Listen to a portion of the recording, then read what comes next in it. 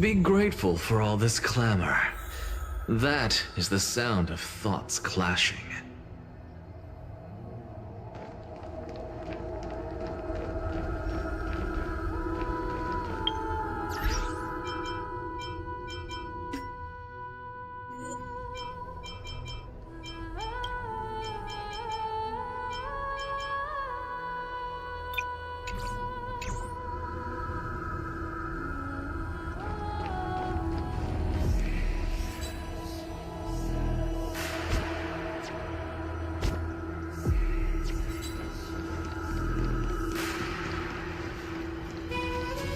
Unexpected visitor.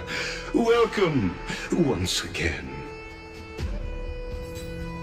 You know, you could actually skip all the pointless debate and come straight to me to seek an audience with Kefali.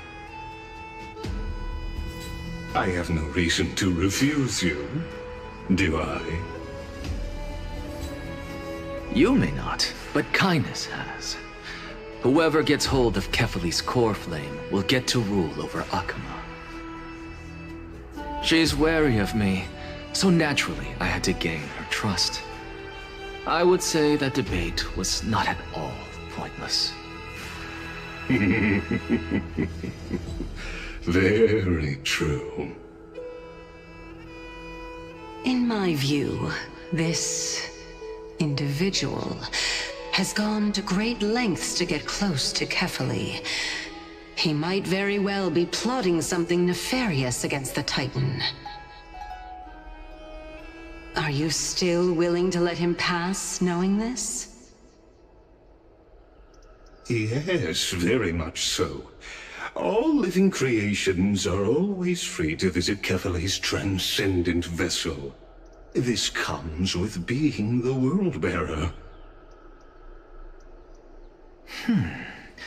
How convenient it is to be able to hear what they say. It is truly my honor to speak to a venerated Titan in person. Please, go ahead. Let me join you both on this journey. Oh, a bygone myth tells of an occasion where Kefali once answered their followers' questions on the peak of the Holy Mountain.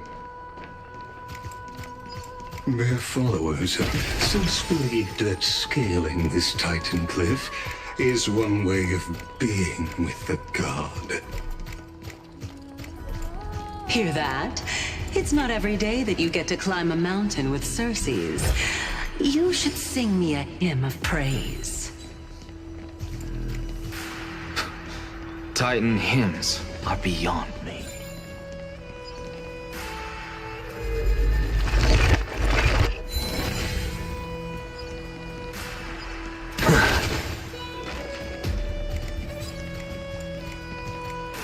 Watch this magic trick.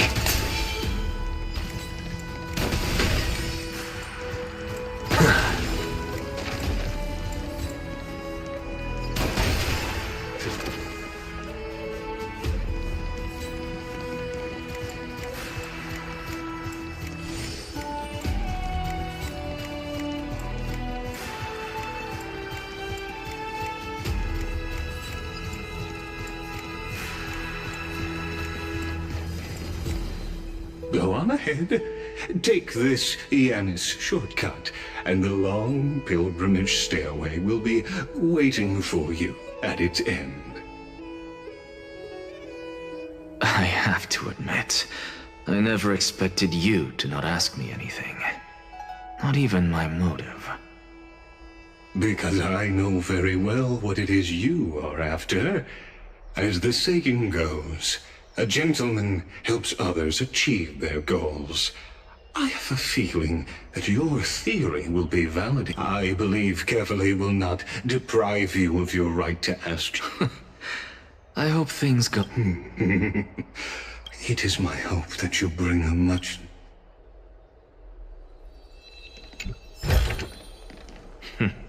Go melt it down.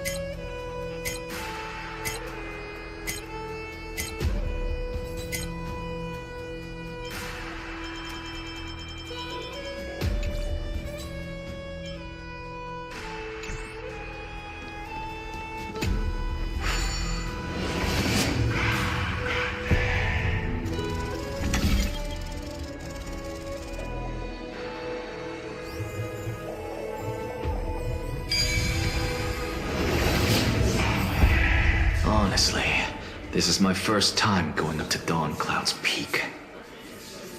What a splendid view. Isn't it about time you recognize the magnificence of us Titans? Well, I don't see how this place is different from those temples in the city.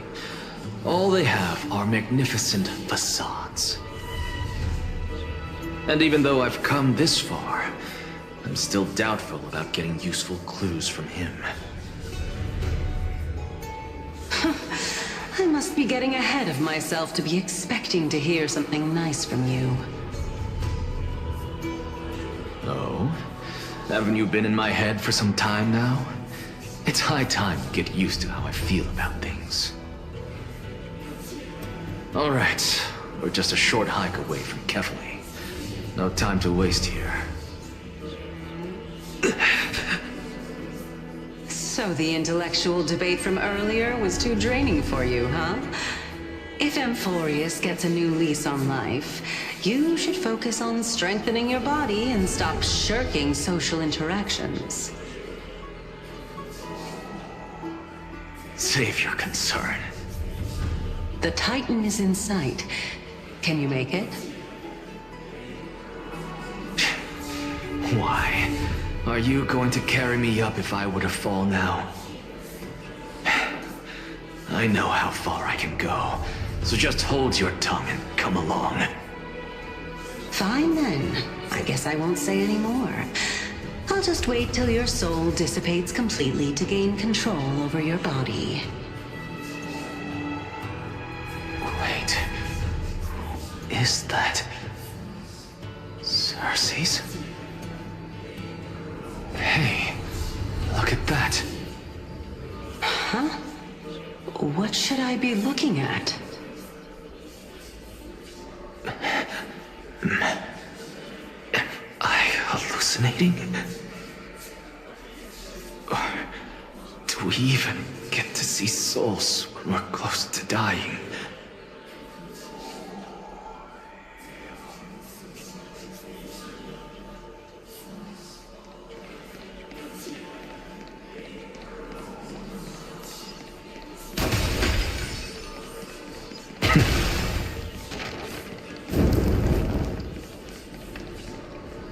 Oh? Why didn't you bring your favorite spear with you on this trip, Nias? Nias. I know I've heard this name somewhere. It's unfortunate. The Black Tide destroyed every last inch of my calyx. How could that be? Even a creation of Georios, from their prized ores and molten fire, couldn't escape the fate of destruction? Hey, Cersei's. Do you know a certain Nias? Nias? No, not that I remember. How did you even think up such a strange name? I just saw him. Nias. A warrior-like figure who was just chatting with you here. No, I have no such memory. Could you be hallucinating?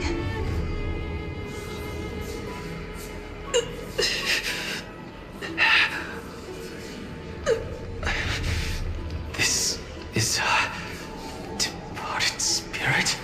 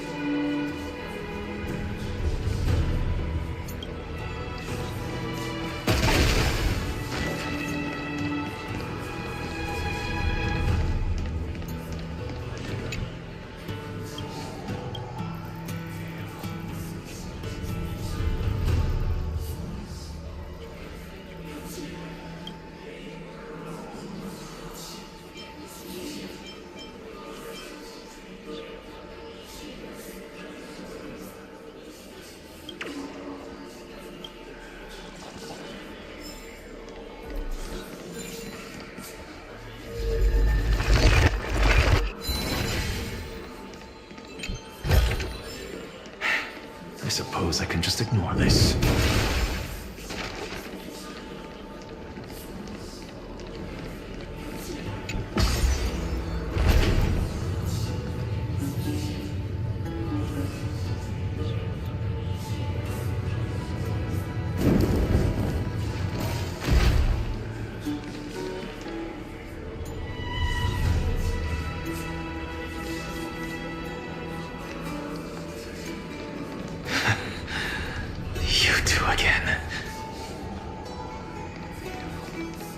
Enough about me.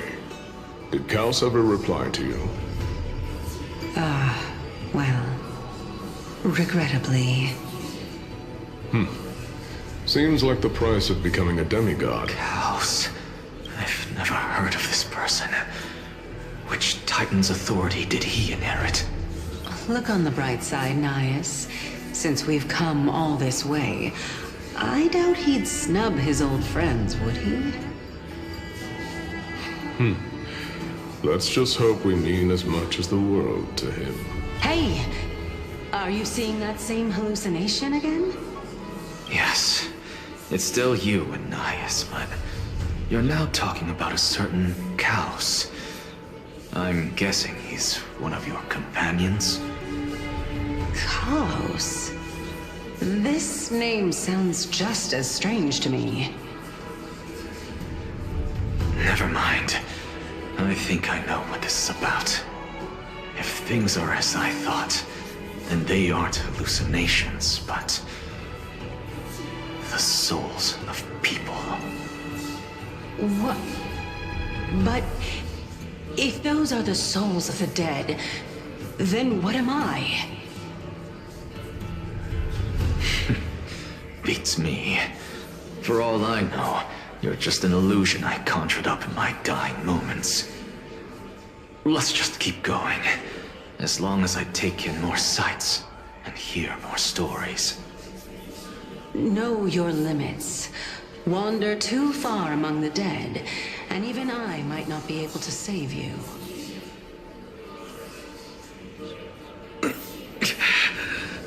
I'm fine. If this is indeed as I thought, then this will be very amusing.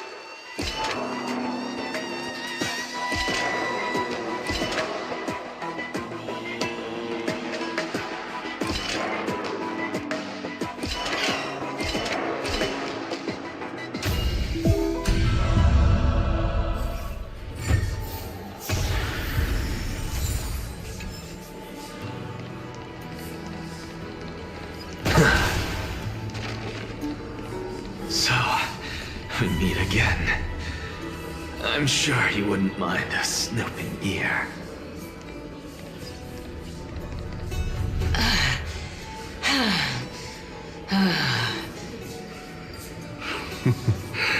Can you keep going?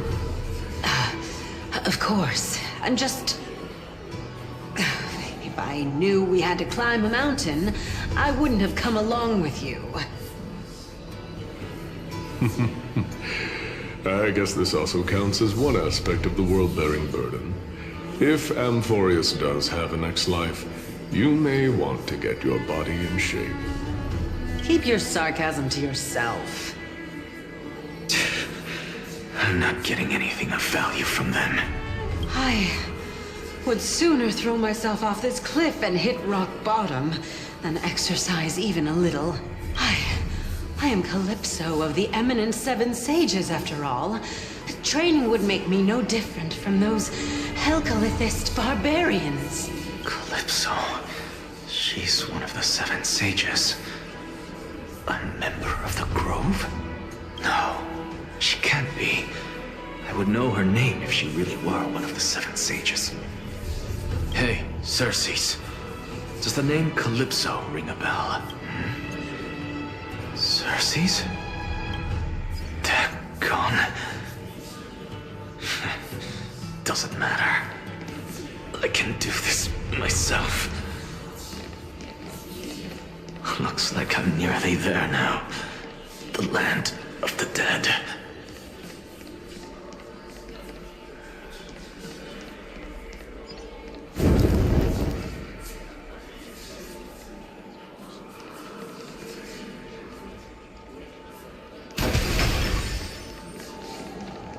Oh, beautiful old world. Where are you now? Oh, legendary era Chrysia, return to the mortal realm. Splendid gods once walked the paths we walk. All things are connected. Alas, all that's left of that warmth is a hazy mirage. Why are you chanting that too?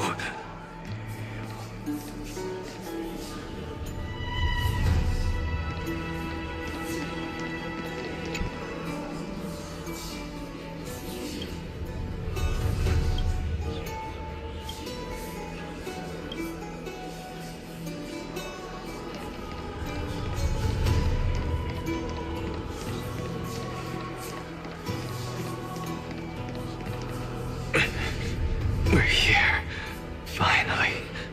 So, I don't get to ask the Titan my question, but all of you make for a pleasant surprise, nonetheless. Very well then, let me uncover the truth for myself.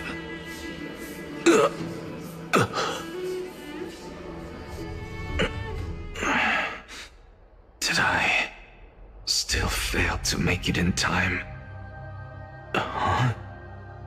So, I'm back here again. This is... I can hear it. I hear it from the depths of the tides, behind the closed doors of the void world. A voice ready to tell me something. This time, the voice is a lot clearer than before.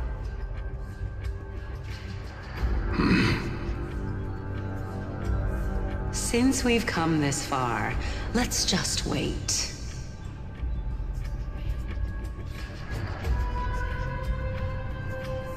Lord Nias and Miss Calypso, are you both here to visit Chaos too? Yes, and we've been waiting for quite some time now. Regrettably, he hasn't answered us. The worst-case scenario is that he's already been overwhelmed and crushed by the world-bearing burden. You're overthinking, Lord Nias. I can still sense Chaos' soul in the area. And besides, We both know Gauss's nature. A deliverer like him wouldn't fall so readily, much less give up on all that he holds dear. Isn't that so? Yes. I have faith in him. That reminds me.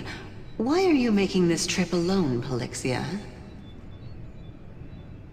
Oh, my sister needs more time to make sure the flowers are fine.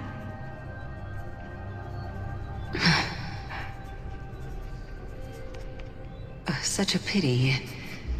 Both of you have hearts kinder than anyone else. Yet you are born only to take over Thanatos' divinity. Everything that I see and hear this time has left me shaken to the core. What may seem like a mundane conversation is in truth a once-in-a-lifetime exchange that has revealed the ultimate answer to Cersei's question. The conjecture has taken shape and must now be solidified into a theorem. Next, I only need to seek verification from Kefali. By doing so, I can answer Cersei's question and reclaim my body. But no, I will not do that. That isn't important. Because another one of my conjectures, one that I have always dreamed of proving, has been proved right this very instant. Fusing a mortal soul with that of a Titan to replace said Titan is not a ludicrous idea after all.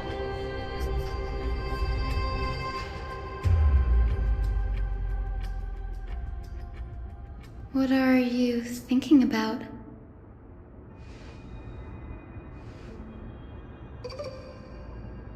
Is that so? You don't look the slightest bit amazed, though. Plus, you seem to be strangely familiar with the city around the Great Tree. Events of the past, huh? I was also a child when I looked up at Cersei's. Their leaves and branches reflected the sparkling stars, and their trunk was like a pillar that supported the sky and ground. I stood at this very spot back then, imagining the day when I could climb to the top of this tree.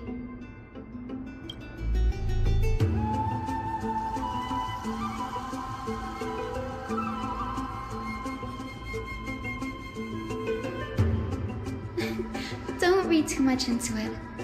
I mean, can mortals even hope to reach Aquila's realm?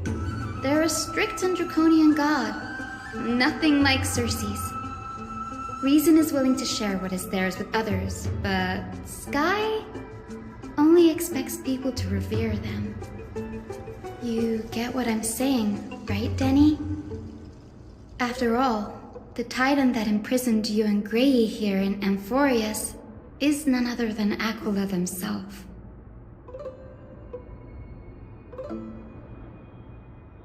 But there will always be people who dream of soaring towards the sky. The Grove has a wealth of research on Aquila, and that is exactly what we are here for. It's just, I never thought Grey would meet with something like that before we set off. As a physician, I should have been there by his side.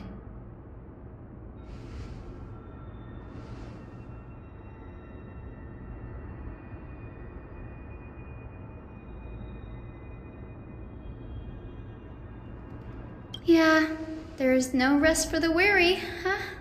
In any case, what we're looking for could be anywhere in this enormous grove. Let's split up to cover more ground. Danny, with your skills, I'm sure those monsters born of the Black Tide will pose no...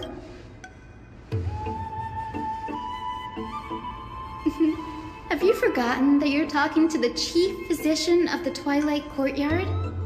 Have more faith in me.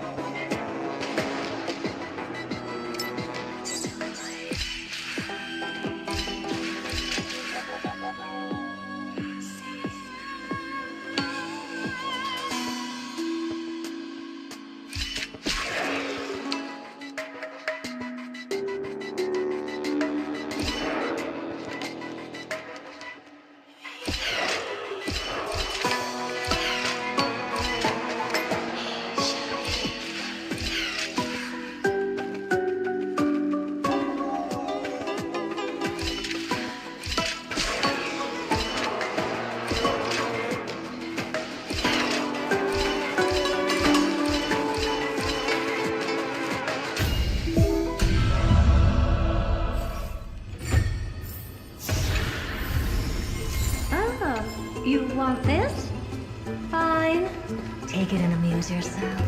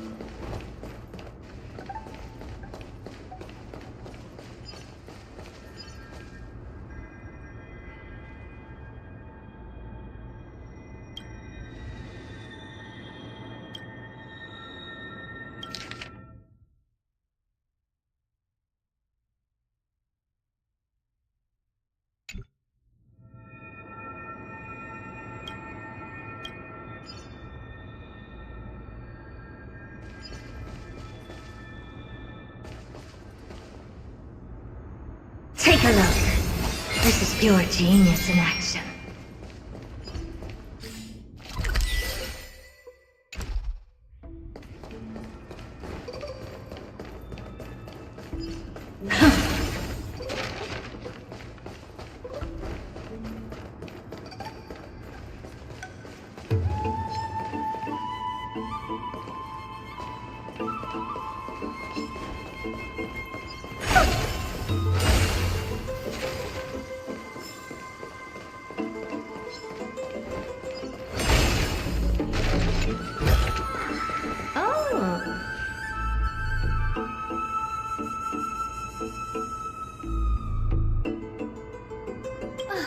Really now? This is way more trouble than I could have asked for.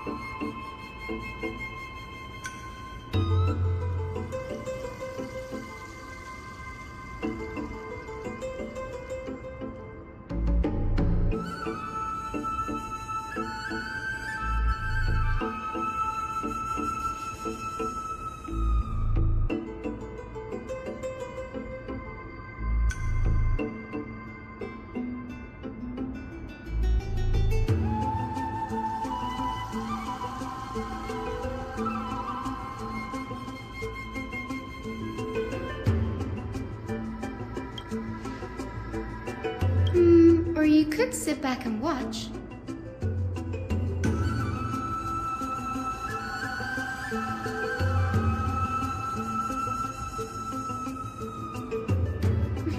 I'm kidding, Danny. Lend me a hand, pretty please. All right, now let's get him.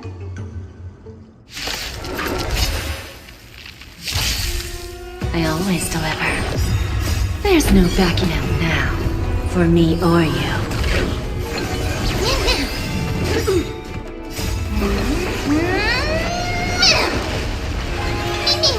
Expand your thinking. Self-inflicted misery.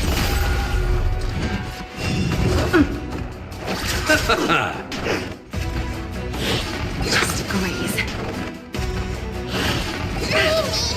Bloom.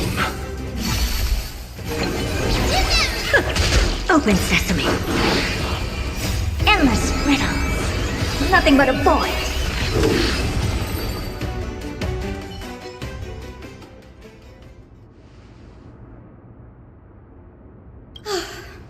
The Black Tide is remarkably quick to detect the light of Amphorius. So or rather, the blessings of the Sky Priest in me, might have unknowingly called them to me. Anyway, never mind that for now. Here, you might want to have a look at this. I found it around here and thought it might be of interest to you.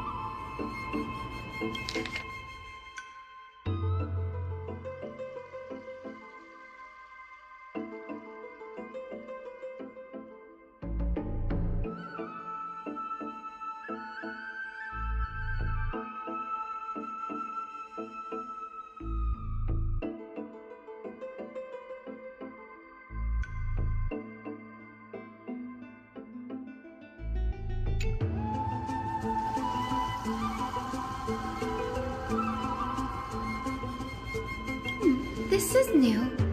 I didn't know Professor Anaxa was researching this guy. He's never mentioned anything about it.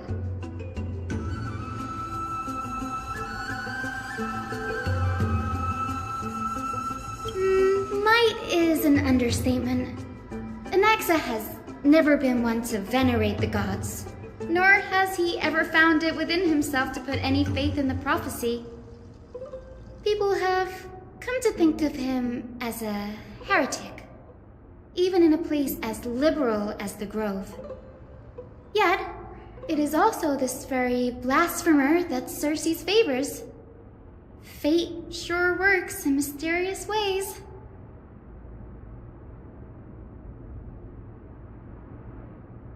Oh, let me have a look.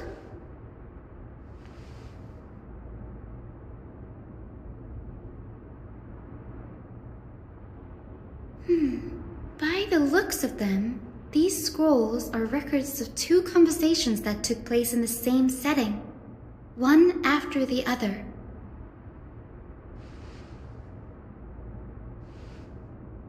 Sure, go ahead.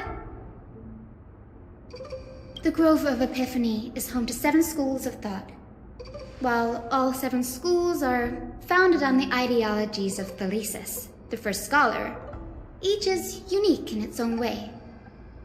Among them, as the sage of the Venerationists, Euthyphro has always been at loggerheads with Anaxa. If we were to place the 7 sages on the scales of Talanton, Anaxa and Euthyphro would be placed on opposite sides to achieve balance.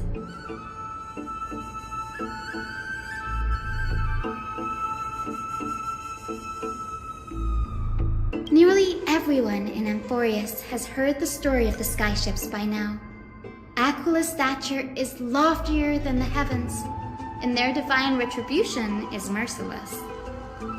That's why it's no use building giant skyfaring ships. Oh, but I do wonder if a supercharged mini treaty cannon could slip past their watch.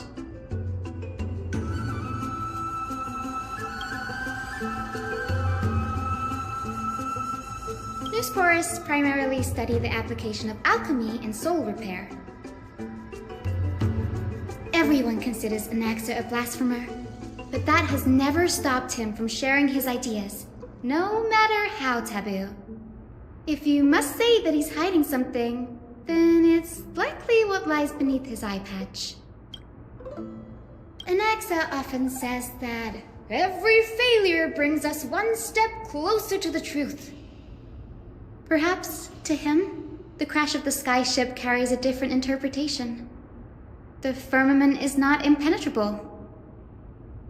On the contrary, it was precisely because the skyship represented the first step toward breaking free from the shackles of the Earth that it provoked the wrath of the Sky Titan and brought divine punishment upon itself.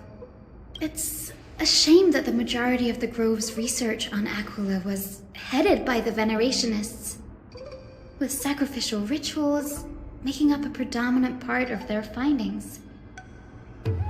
Discourse about more esoteric subject matters in relation to Aquila dwindled even further after the skyship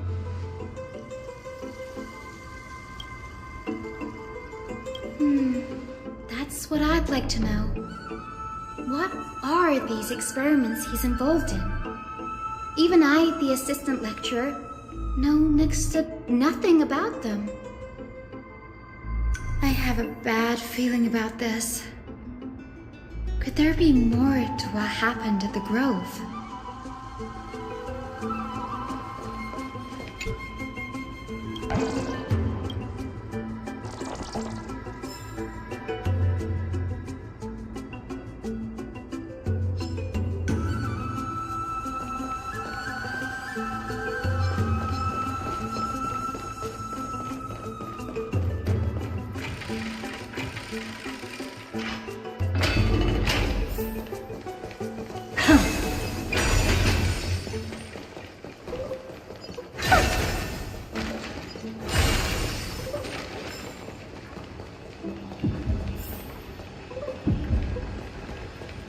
This is the Library of Philia, a place where the Grove stores its collection of tomes. Other than books written by the 7 schools, you can also find philosophical texts, ballads, and religious writings from the Outlands here. Cities that desire to learn from the Grove were apparently expected to contribute knowledge of equal value to what they saw. We've had more than our fair share of hilarious episodes over the years. For instance, it's said that the Erythrocheramists once borrowed a manuscript from a certain author, but ended up returning a copy Nice. No need to hold yourself back, Danny. You can just tell it like it is. Their behavior was no different from bandits. Whew. You've got me there. Some said you couldn't even find a dictionary in Castrum Kremnos, so I guess they were spared. There are too many books in the Library of Philia. Flipping through them all will take too long. Why don't we use the Biblioslate to search for the texts we need? We can bring them back to Akama for reading after that.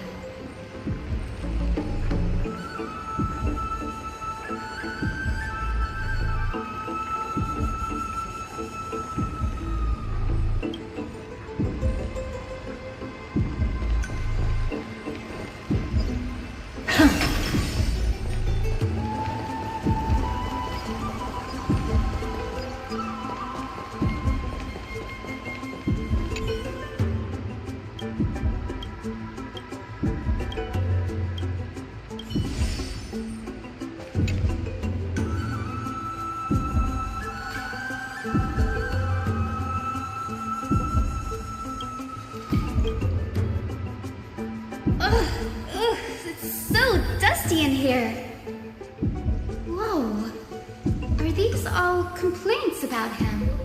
I can already see what they must have written. Anaxa has no respect for the gods. His very existence undermines order in our society. They're probably all things like that. Why else would they call him the Great Performer? When Anaxa established his school of thought, the first thing he apparently did was read his own work to everyone. Are the Titans truly an accurate reflection of what humans think gods should be? Worlds created by gods are indubitably perfect, but what? They marched him straight to the seat of judgment before he could finish. Though what he took on in the end was more of a debate than an actual trial. He had to address every one of the scholar's allegations, or face expulsion from the Grove. The first allegation was... Do you agree that since the Titans created the heavens and earth, so the mountains, rivers, and seas must likewise be their creations?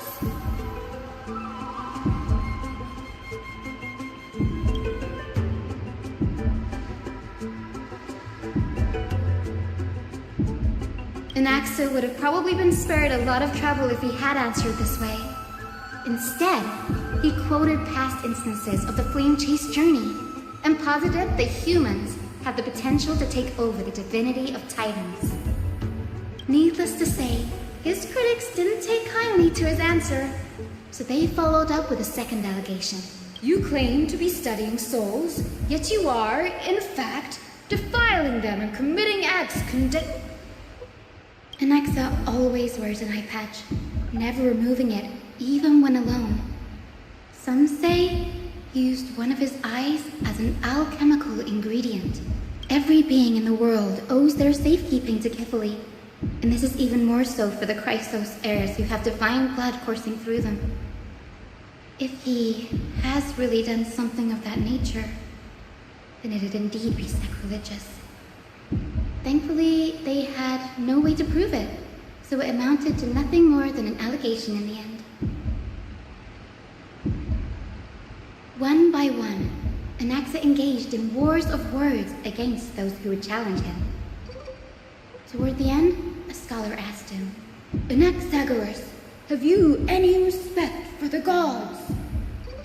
It was only after a brief silence that he answered, I have never denied that Titans are meant to be noble constructs.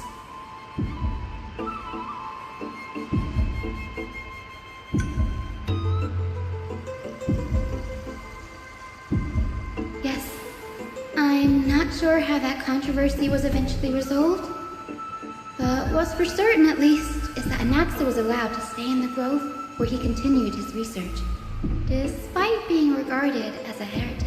By the way, this stack of complaint letters has reminded me of a place in the Grove. We may find clues there that aren't on the... I'm talking about Anaxa's alchemy lab. It's a well-kept secret. Among the 7 sages, excluding the nominal chief sage, each has a private sanctuary where they can conduct research undisturbed in their free time.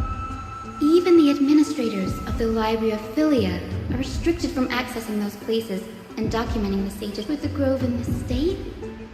I'm sure Anaxa won't be mad even if we sneak into the lab for a short while, right?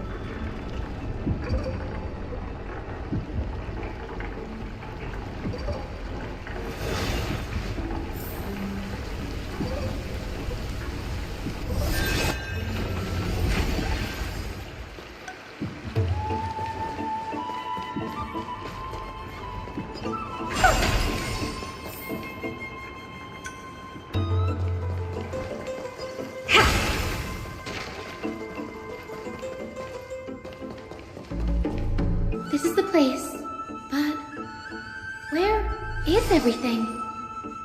Materials for alchemical experiments, matrix diagrams, and even the seal to the lab.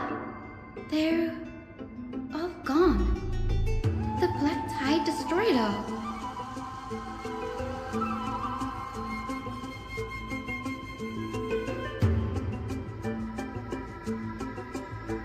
No, not even close. Not only are alchemy experiments high-risk activities, but Professor Anaxa also has a penchant for using bizarre materials. Students often saw him walk in looking right as rain, but come out covered in soot with his hair singed. Naturally, that bookshelf over there seems to be the only thing still intact.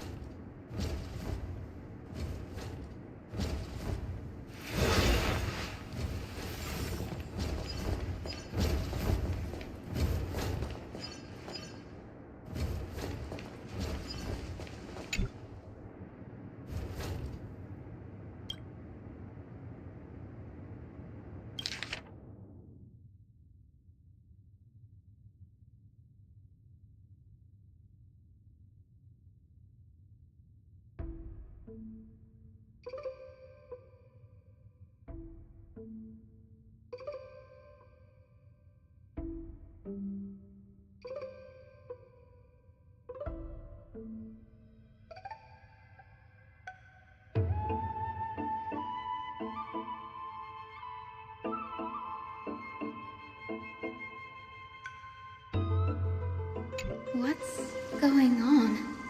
Anaxa is conducting research on our friends in Alchema, and me?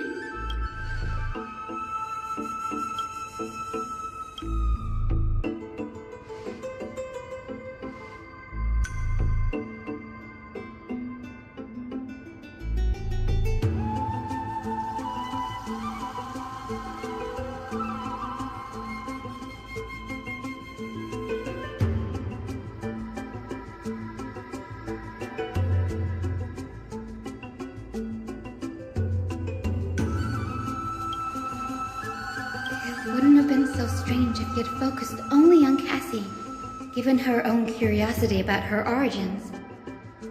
Plus, considering that the new sporists have crafted omnipotent medicines capable of curing diseases. But now, it seems Anaxa's objective was never to create medicine, but to identify the origin of the golden blood and figure out its inner workings.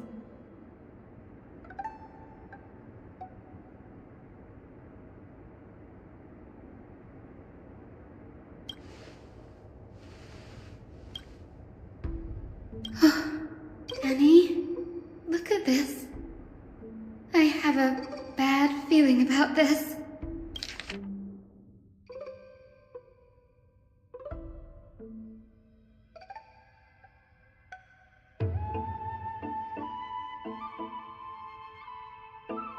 My biggest fear.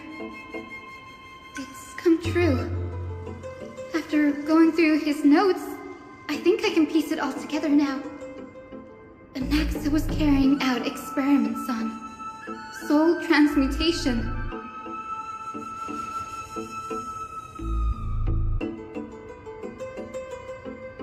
Yes, this is what he was secretly conducting research on. Something he had to keep hidden from others. Compared to his public speeches, this is the real blasphemy. Oh, I just thought of something. Do you remember when the black tide was approaching? The Grove had planned to send Cersei's core flame to a safe place. But an accident happened along the way, and Anaxa lost his life in the process.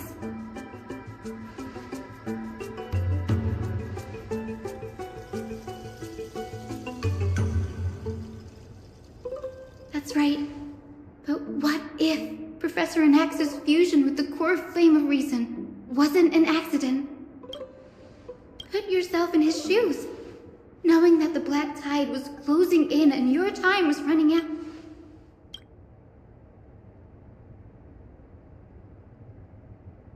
Exactly. When the black tide came, the true reason Anaxa headed to the luminary throne was to transmute and fuse himself with... No.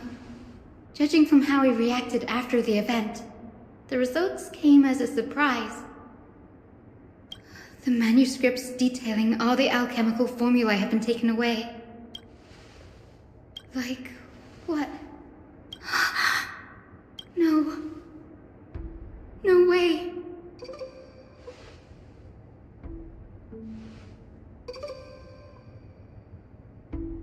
He's after Kefali. Sir, this sky above us, it's not real, is it? Of course not. This is just an image from a projection device used for educational purposes. A simple trick. The day-night cycle has been lost to this world. So that students like you may still learn about the night sky, astronomers have harnessed the Titan's miraculous power to manipulate the light, projecting the nights of the past here for you. Much like how the sky above the Holy City is also illuminated by Kefali's dawn device. So, the skies of Akama are fake too. You mustn't conclude that, Anaxa. You should know that only a child would expose a trick and be proud of it. Often people know more than they let on. They simply choose to feign ignorance because they have no other choice.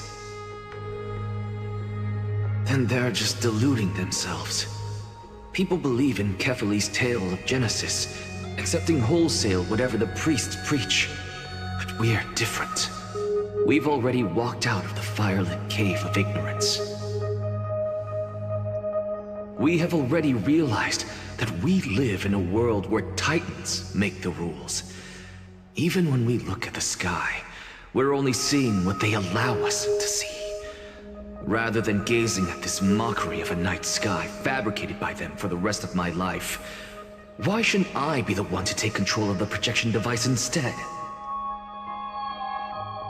So much time has passed since you sowed the seeds of doubt in my heart, child. Many a night, I find myself penning down all my theories and wild ideas, only to burn them to ashes when I open my eyes in the day. Why? Because we'll face death by burning if word gets out? As a sage of the Venerationists, my soul has already become inextricably linked to the great tree.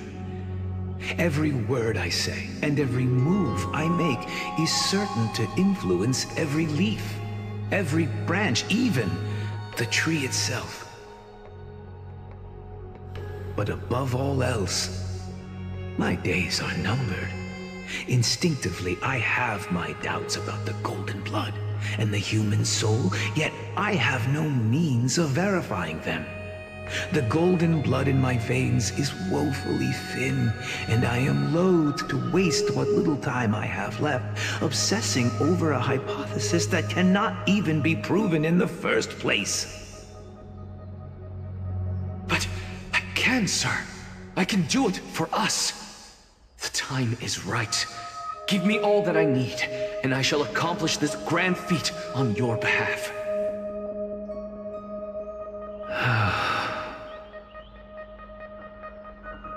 You're right. I shall do just that. In the next meeting of the sages, I will spare no efforts fighting for the rights you deserve. Go. Establish your own school of thought. Find out what we are.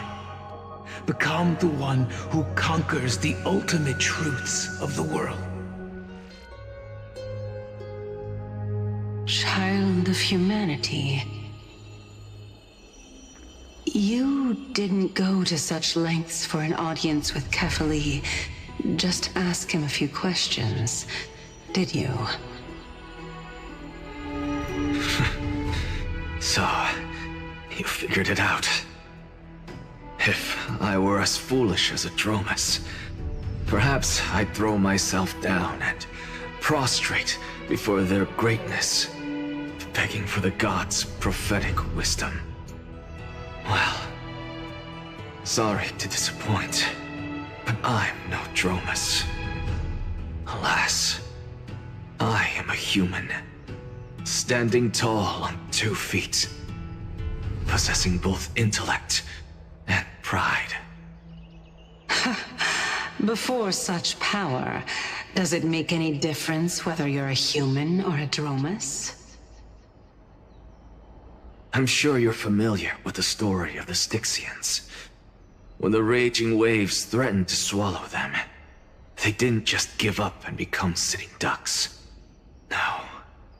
They constructed a dam that kept the roaring tide at bay, chaining down the mad Fagusa. They call me a blasphemer, Xerxes. But that doesn't mean I deny the existence of gods. It's just, as I see it, Titans are simply a force that mankind has yet to find a way to tame. Oh? If power that rivals the Titans is what you crave, why not conform to the prophecy and brave the trial? Why stop at harnessing the power of the Titans when I can do so much more? The source of life is what I wish to grasp, to understand what makes up the soul, and to learn, thanks to you, I've had the chance to personally verify, in more ways than one, that the soul indeed ceases to exist in death. But where there is death, there is life. And where there is an end, there must also be a beginning. How then is a soul born? That was the only unknown variable left in my calculations. And by the sound of it, you have already formed a conjecture. No, I have already drawn a conclusion. In my journey unto death just now, I finally saw the answer with my own eyes. Professor Anaxa, I'm here. Her life hangs by a thread. I must ask you to refrain from taking any unnecessary steps. Of course. I'll bring this to a conclusive end, and give you the answer you so desire. However, in accordance with the principle of equivalent exchange, I must also demand from you what I need. As you wish. Don't you care to know what the price might be? It's a matter of uncovering the truth about the Death Titan and her survival. This may be the only time I can ever save someone's life. There is no need for me to think twice. I see. In that case, let the show begin. Indulge me. Am I correct to say that you intend to prove Thanatos' whereabouts and prove the nature of our existence now? Before I begin, I must confess I had been stuck in a cognitive trap all this time. As unrelated as these two propositions may seem at first glance, they are in fact logical equivalents. They are merely two different ways of telling us about what the soul is at its core. The reason I say this is, as I've mentioned earlier, the answer was hidden in my journey unto death. Anaxa, you were in the Netherrealm? Yes, I am but a living dead man now.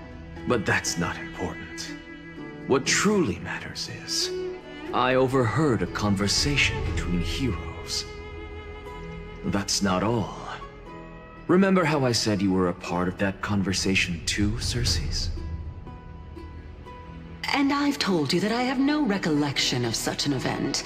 That was likely just an illusion conjured up by the mind of a dying man. Of course you would remember. Because that wasn't you.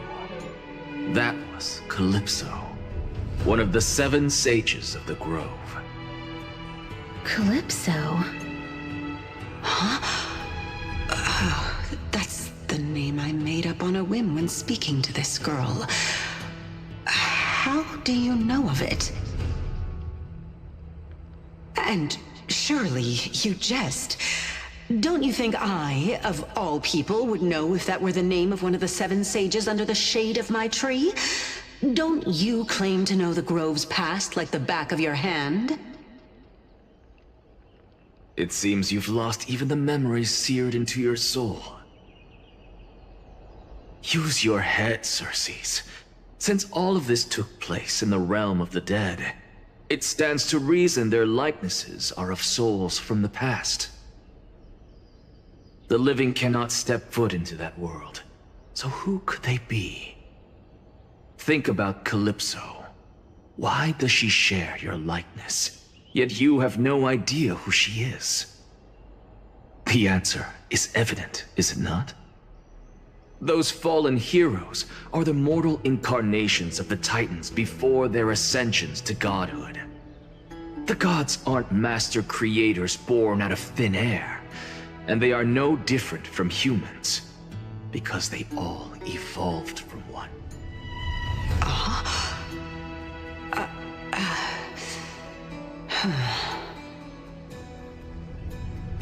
Does this answer disappoint you? Yes, because you've answered nothing. If I truly was once human, as you claim, then where do the children of humanity come from? Even on the off chance that you speak the truth, this brings us no closer to grasping Thanatos' whereabouts. How are we to find them? I knew you would say that, but it matters not. I know what I'm doing.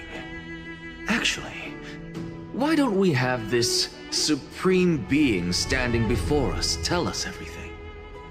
You can revive a Titan? Humans cannot return from the dead. Neither can gods. But all we need to do is look at this from a different perspective, and the problem will resolve itself. The solution is simple. Just like what you did to me. If I'm reborn as Kefali, I can rebuild the world and all within it as they once did. Simple, is it not?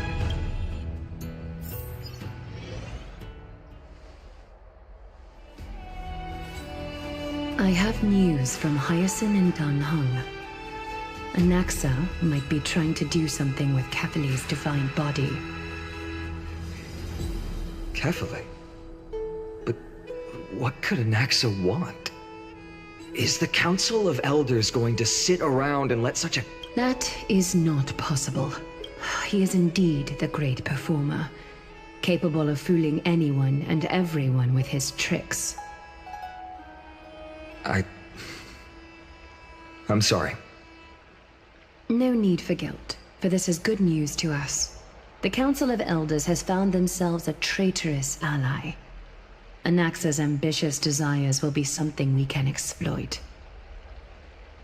What we should be doing now is to keep our eyes peeled for whichever trickery Kynus is up to, and react accordingly to thwart her plans.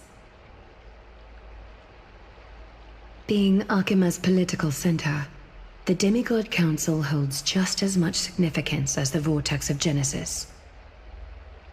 Someday, After my duty is over, this site will take the place of the battlefield where you hunt gods. Become the next challenge you ought to overcome.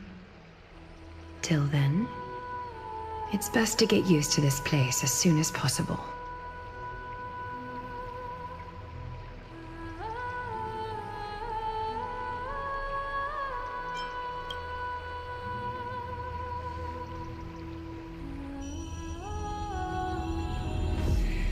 Preposterous!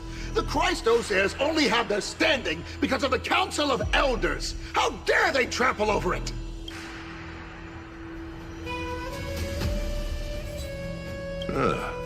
It's been a while.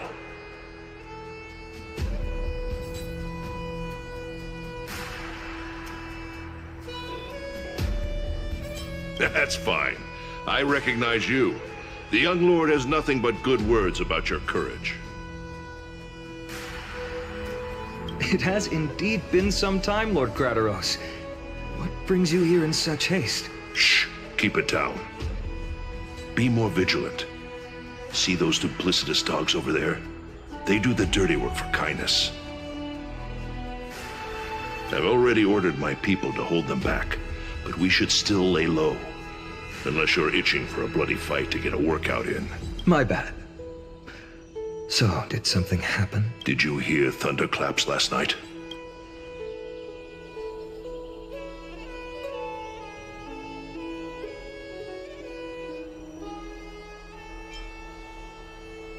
Thunderclaps are beacon signals of strife.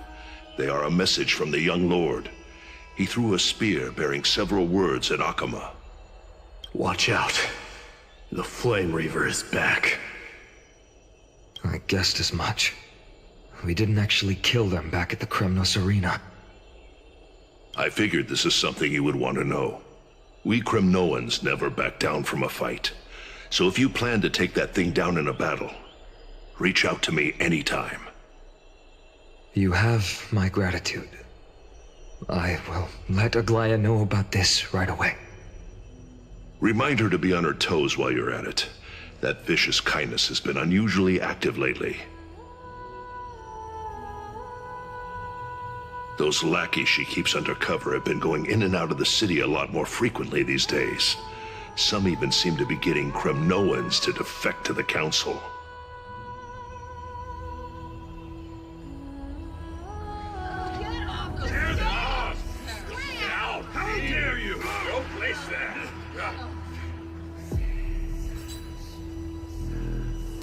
That's her. Looks like you can see it for yourself.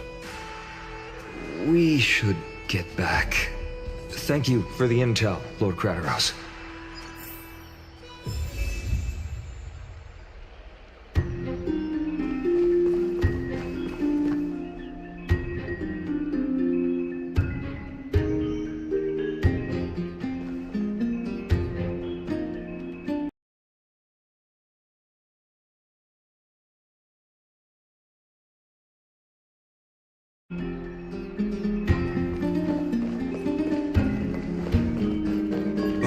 Carefully into Lantern above, as the Theoros I have observed. Virtuous citizens of Akama, fine Vides, Elysiae, and the Outlander are heading toward us.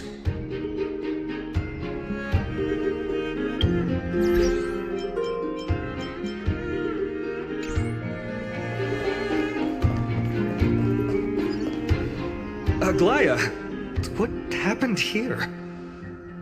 I know about the poisonous fangs of that king snake through the golden threads. In the past, I would be confident about keeping her in check, but I admit I am now unable to do so.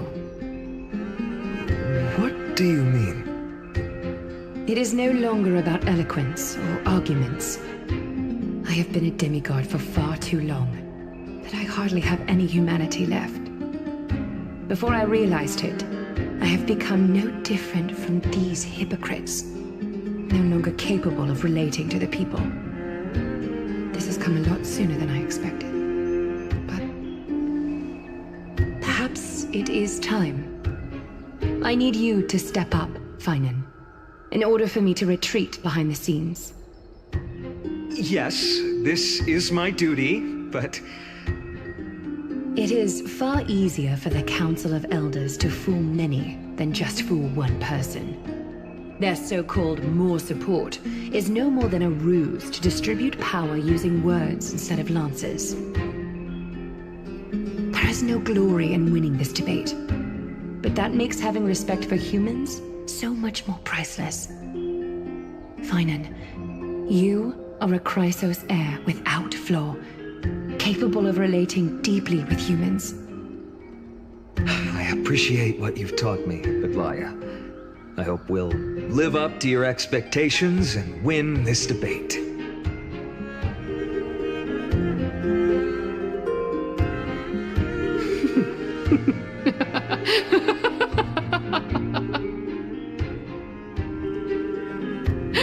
Oh, you've done well, Lord Calictus.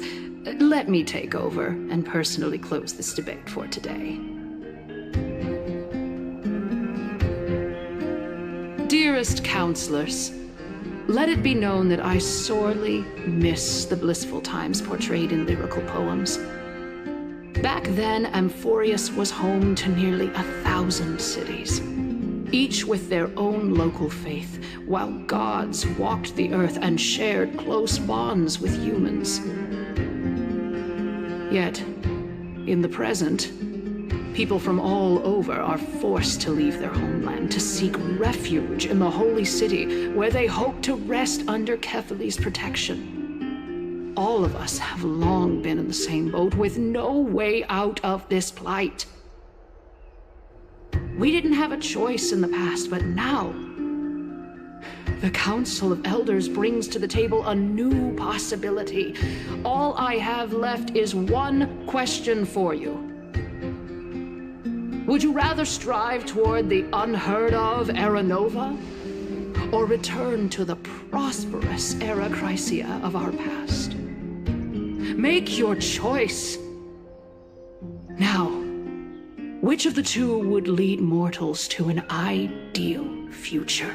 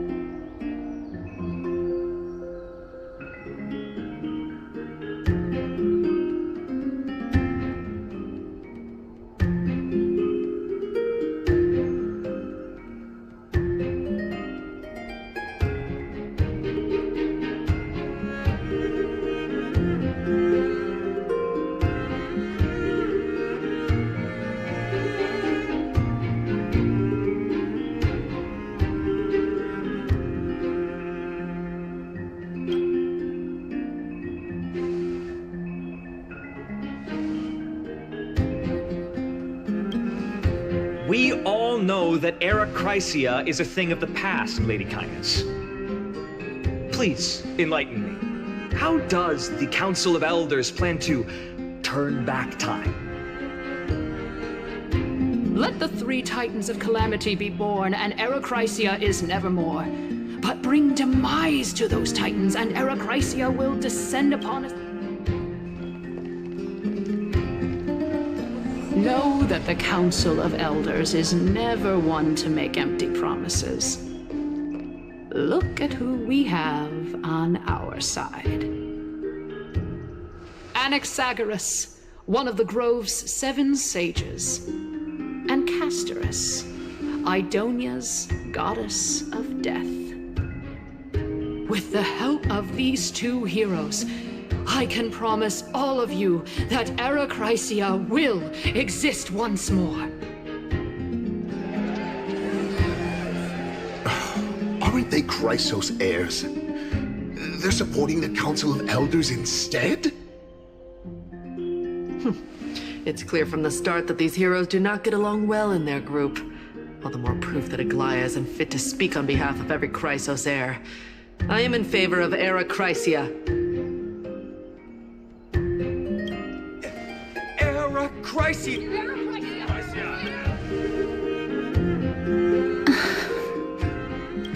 Castorus?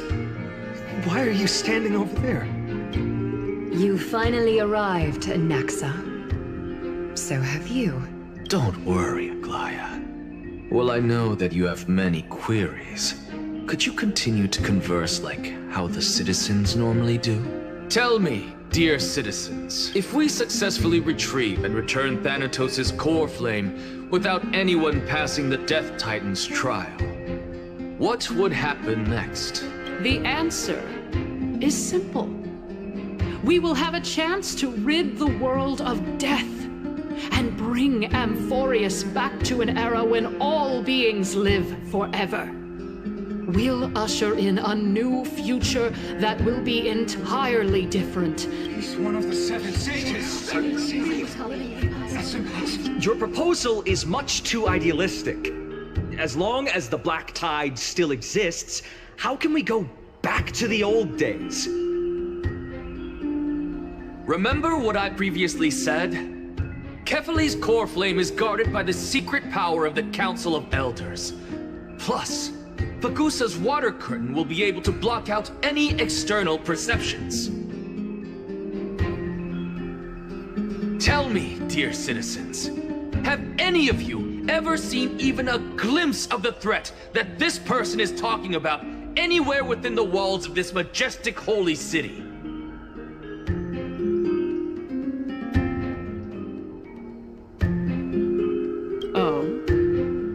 Could it be that you heard that from the Flame Reaver themselves? Citizens, let's loudly sing the blessed hymn. Oh, beautiful old world, where are you now? Oh, legendary Era Chrysia, return to the mortal realm. After the destruction of the 3 Titans of Calamity, the Flame Chase journey will have to end.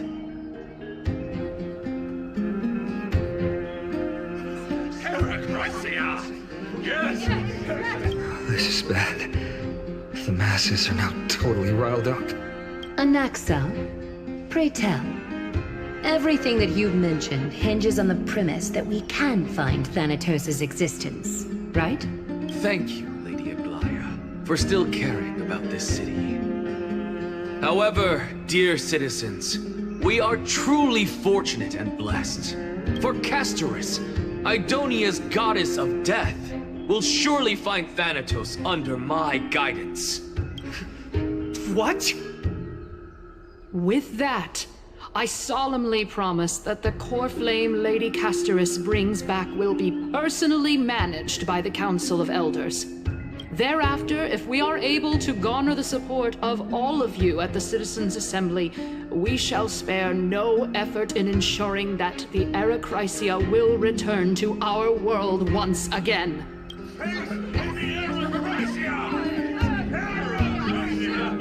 With the balance shattered, the result is clear. Buy carefully into Lent and above, as the Theoros I have observed. Akama has chosen her destiny. The issue up for discussion at this Citizens' Assembly shall be modified to the suspension of the Flame Chase journey. This resolution shall be put up on the Wall of Heroes, such that all citizens are aware of the city's way forward.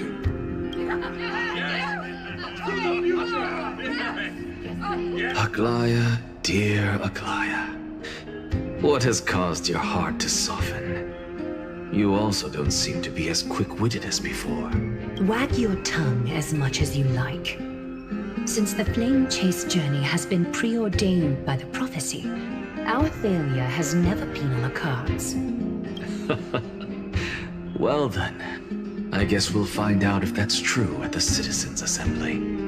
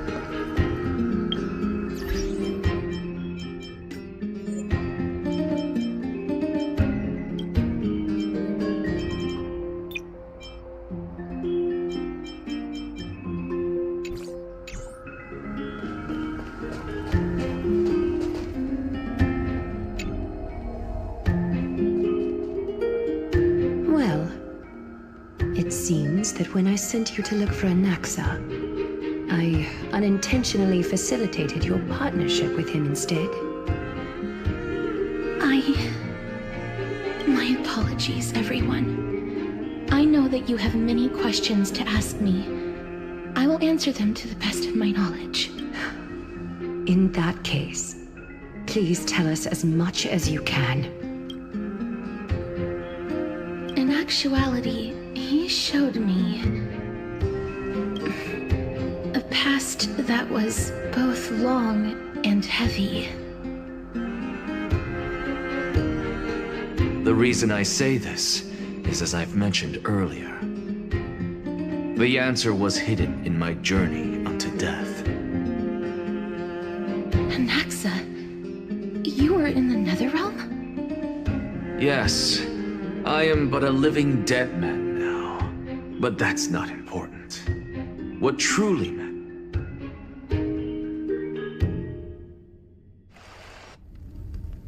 Have you heard of this tale before?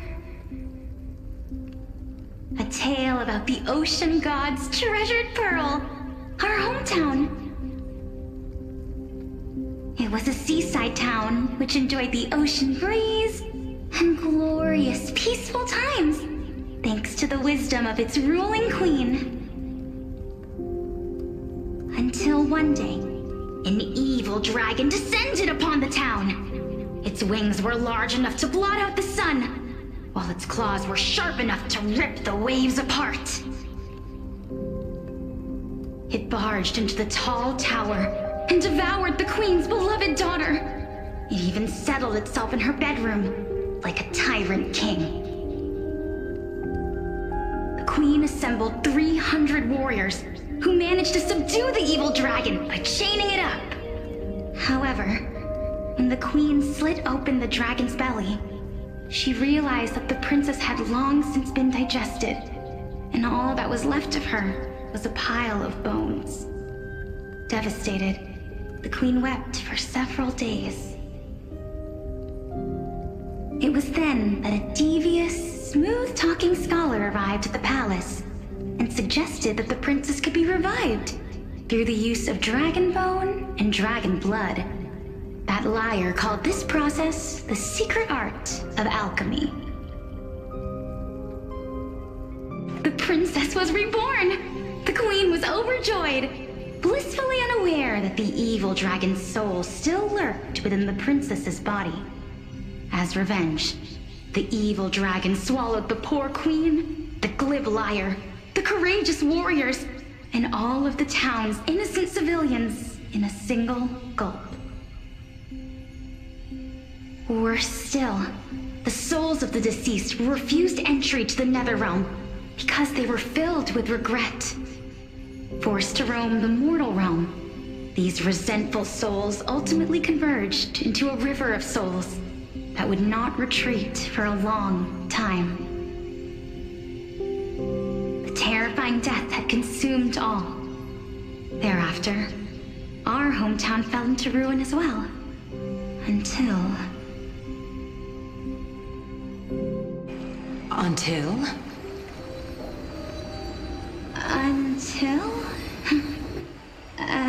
Actually, I don't know what happened next either. Oh my... It seems that you still like to whet people's appetites even after all this time, Pelixia. So, according to your story, this is how I used to look? It's practically a mirror image. And yet, what exactly is this? A miracle that I created with alchemy. As for what it is and how I was able to accomplish it, I'll keep the answers to myself for now.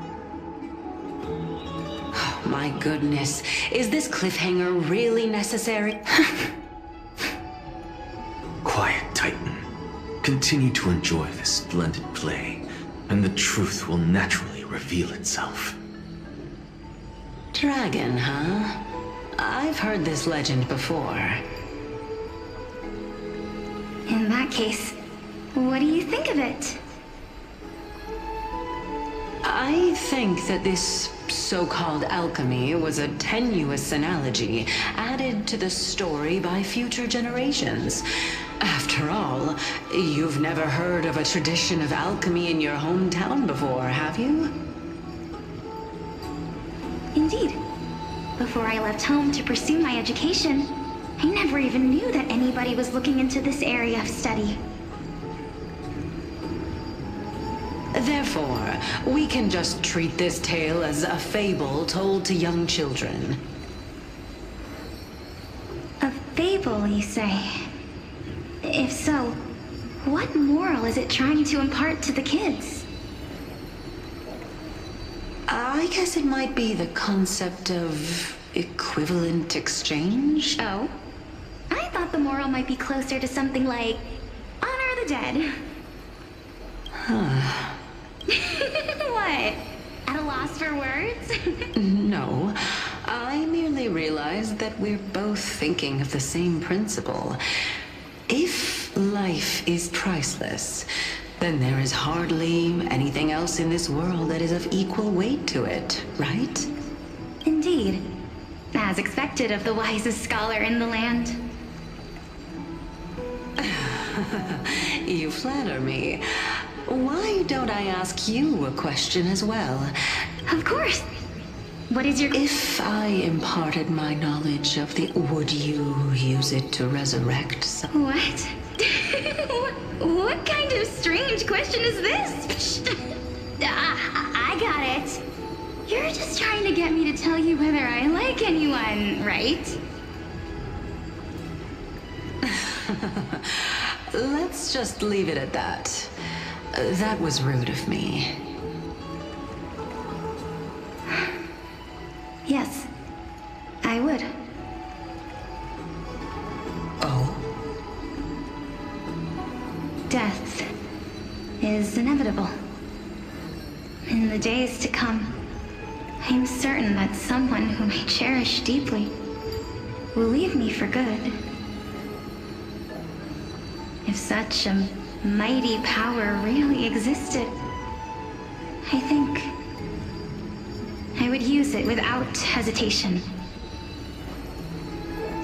After all, you, me, and the rest will all have to face that fateful moment eventually.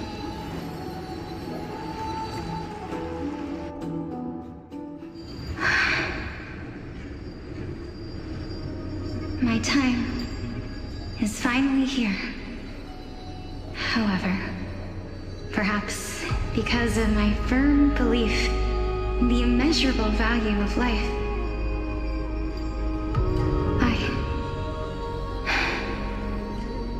I am unable to complete the trial.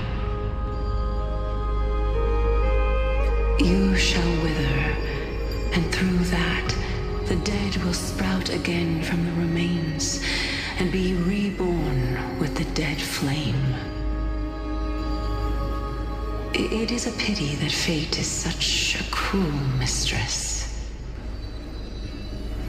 Is there no other way of interpreting those words? I'm afraid that the meaning is clear. Between my sister and me, one must pay the price. Our trial can only be completed when the one chosen sacrifices her life.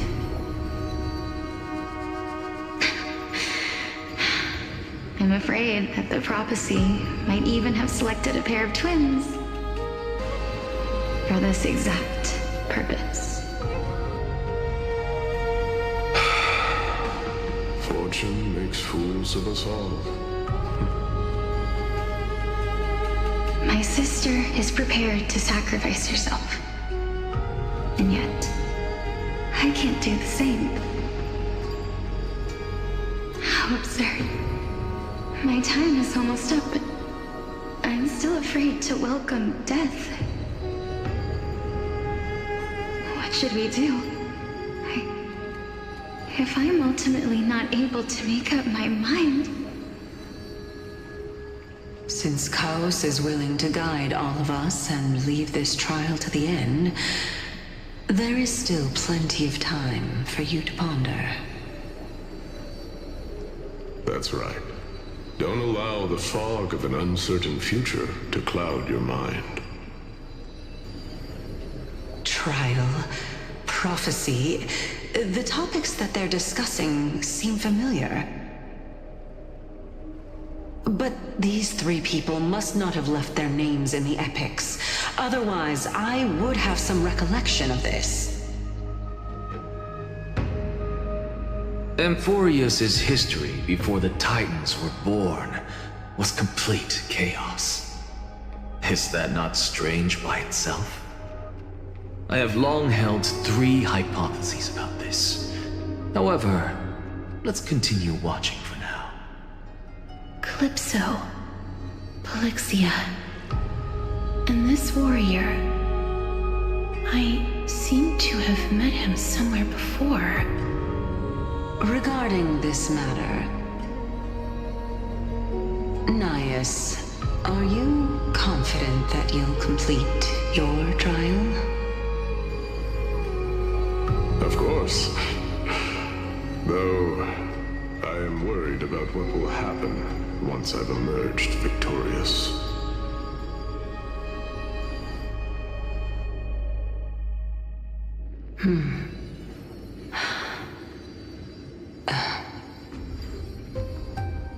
Looks like you have made up your mind.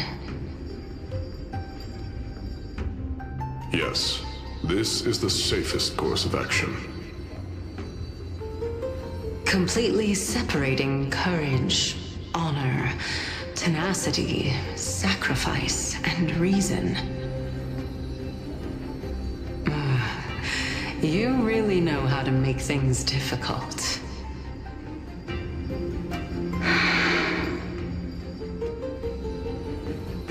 Please, young lady, witness my fall and demise. Lady Calypso, you shall host the soul-rending ceremony.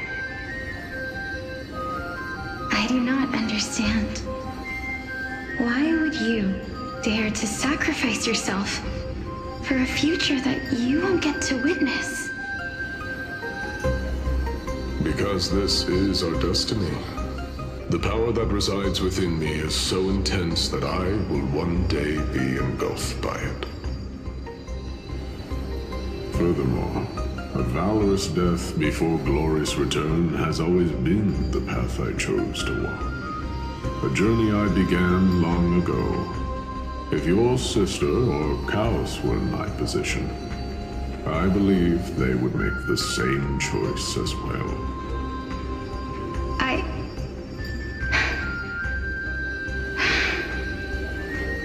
I'm not that brave. I don't know how I'm supposed to face such a serious affair.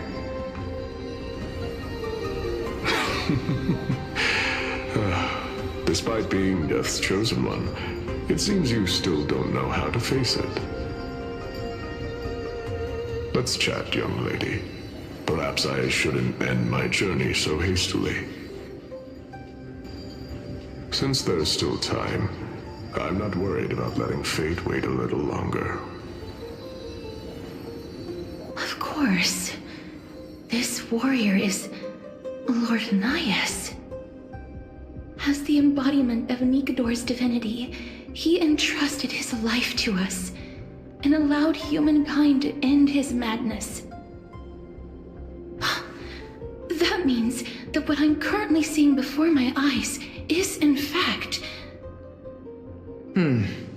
Looks like one hypothesis of mine has already been proven true. These heroes are the true forms of the Titans, before they attain their divinity. If so, the chosen one of death that he speaks of is actually... Polixia? Is the previous form of Thanatos? But her appearance... If this is true, as long as we can find out where she went, we'll naturally be able to figure out the location of the Death Titan.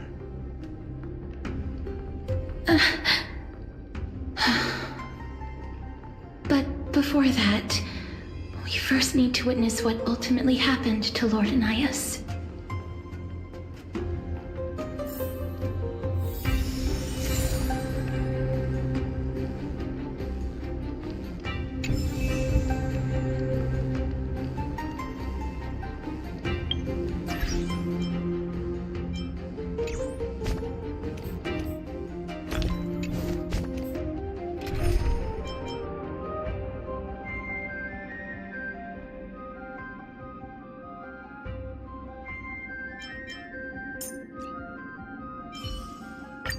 Do not worry.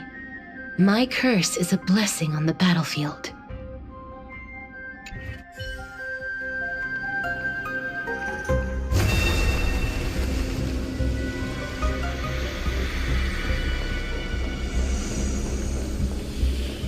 Nikador's courage is a testament that they have never once retreated from a battle. I've heard that these words are still engraved in Castrum Kremnos even today. It didn't occur to me that they were actually part of an alchemical formula.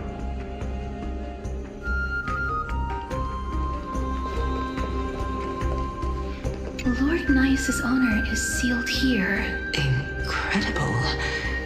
The honor in this child's soul is so light.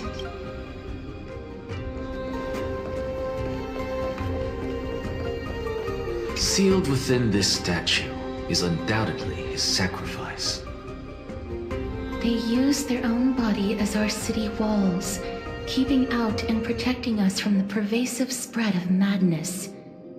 They are acutely aware that if the end times were to arrive, there would be nothing left in this world to conquer.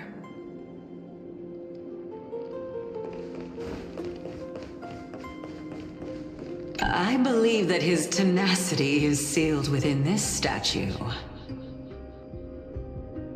Before we fought Nikador, we also released it from the stone statue.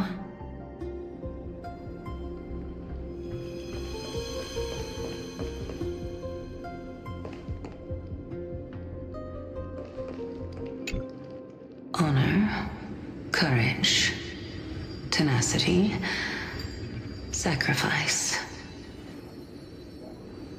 And finally, the only thing that remains is reason. young lady. There is no need to shed tears over a glorious death.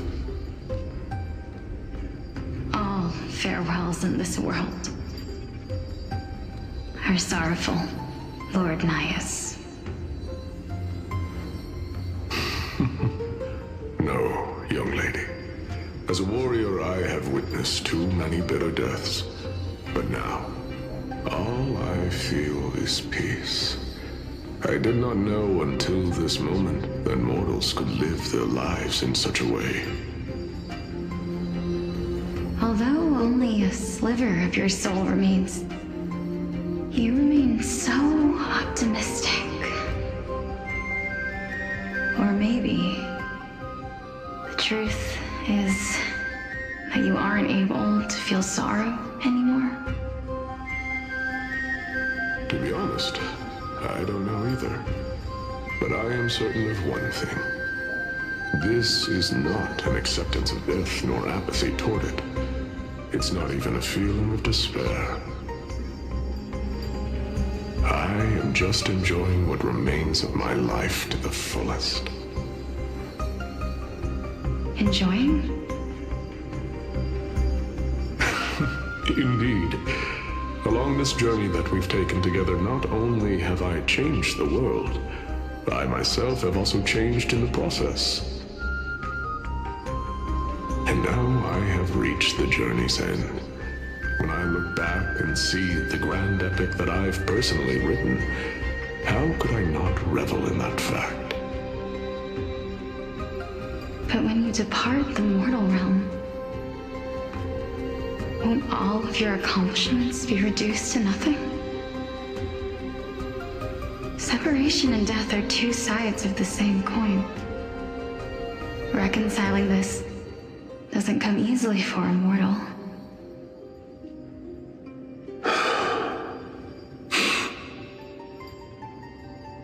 Finally, let me recount to you a story of mine, young lady. The first time I returned from the battlefield, I felt extremely hollow. The calamity had devoured everybody on the battlefield but me. When I returned to the city alone, the citizens held a banquet for me that was far from pleasant. I felt as though I was still on the battlefield, and the person who had returned was nothing but an empty shell. It was late into the night by the time the banquet ended. My head still reeling, I returned alone to the barracks. On the way back, I encountered someone. It was a crazed scholar looking at the night sky and muttering to himself by the side of the road. Although I tripped over him and fell, I wasn't angry in the slightest. And maybe because I saw myself in him, I inexplicably asked him a question. Do you think that it'd be better if we just died on the roadside like a couple of stray dogs? To my surprise, he shrugged his shoulders and sighed. How does someone who is currently experiencing death, dying and living, afford the same amount of bliss? Now please go away and don't block my starlight. Are you trying to say that there is no difference between living and dying? For they are both journeys that lead toward death?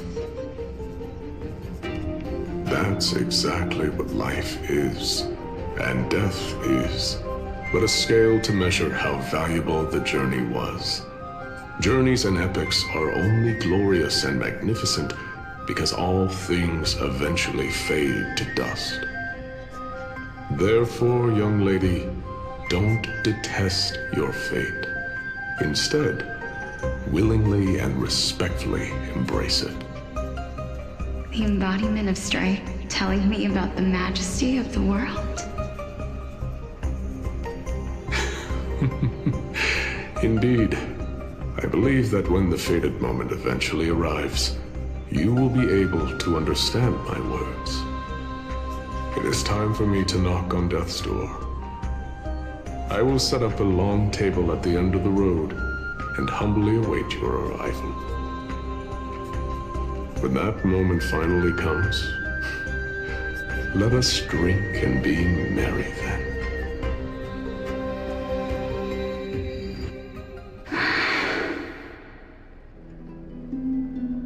I knew this day would eventually come.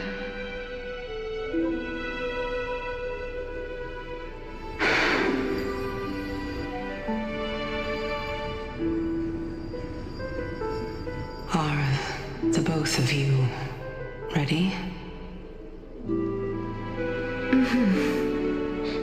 Polixia. I'm here.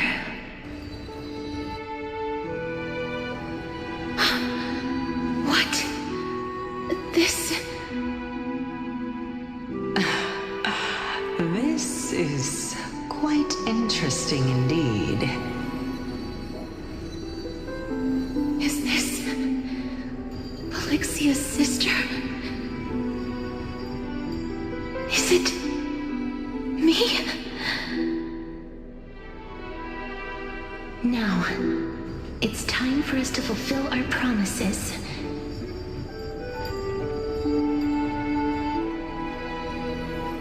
Are you afraid?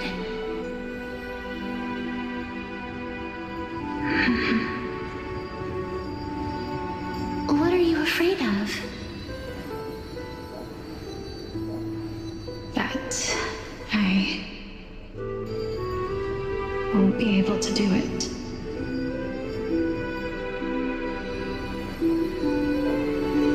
You shall wither, and through that, the dead will sprout again from the remains, and be reborn with the dead flame. As foretold in the prophecy, and according to our vows, once it all ends, we must face our fated moment head-on.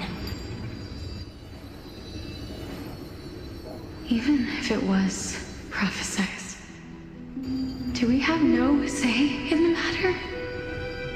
It's so unfair.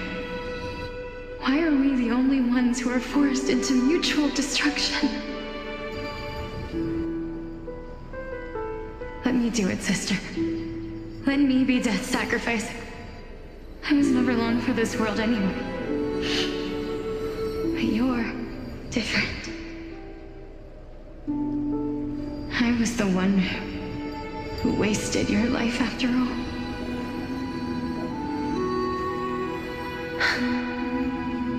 You're wrong, Polixia.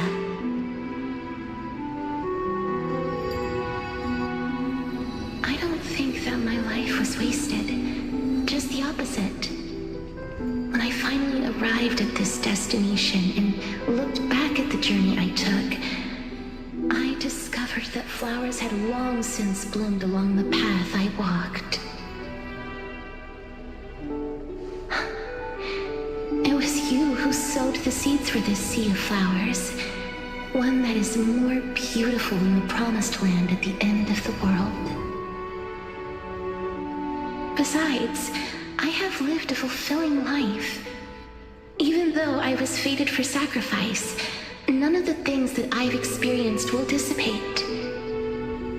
Instead, they'll forever live on as memories inside your head. Will they not? How could my memories of you ever compare to the actual you? Well then, tell me. What exactly are we?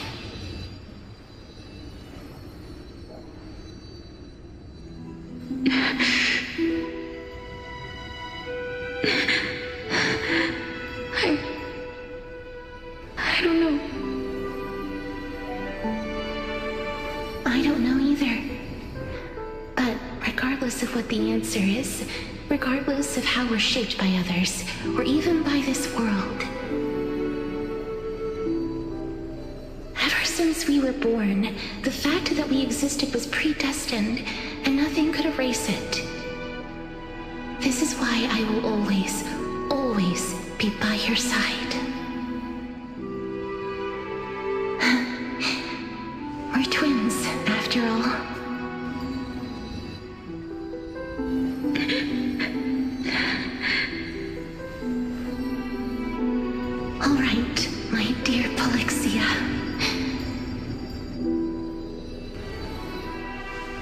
It's time to extract my heart and light the flame of death. After that, use it to plant the first bud in the prophesied new world.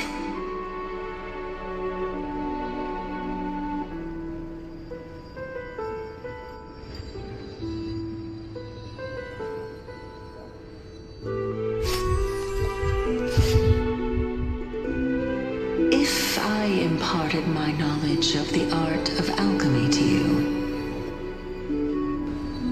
would you use it to resurrect someone you loved?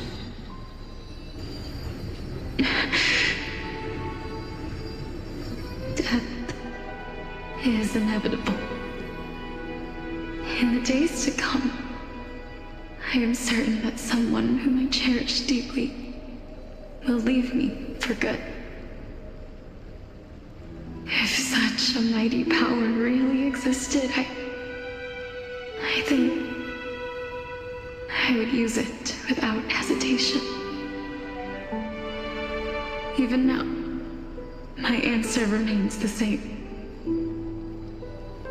This is why, sister, I promise you, in the prophesied new world, I shall plant the first bud on your behalf. Go now. Return to the ocean god's treasured pearl, our hometown. I shall open wide the entrance to the Netherrealm and grant you a second life. The living beings on this earth shall respond to my call and lead you to the sacred daylight. Remember, do not look back on the land of the dead, and do not stop moving. In the new world promised by the prophecy, march toward your new life. As for the price of our equivalent exchange, let me be the one to pay it.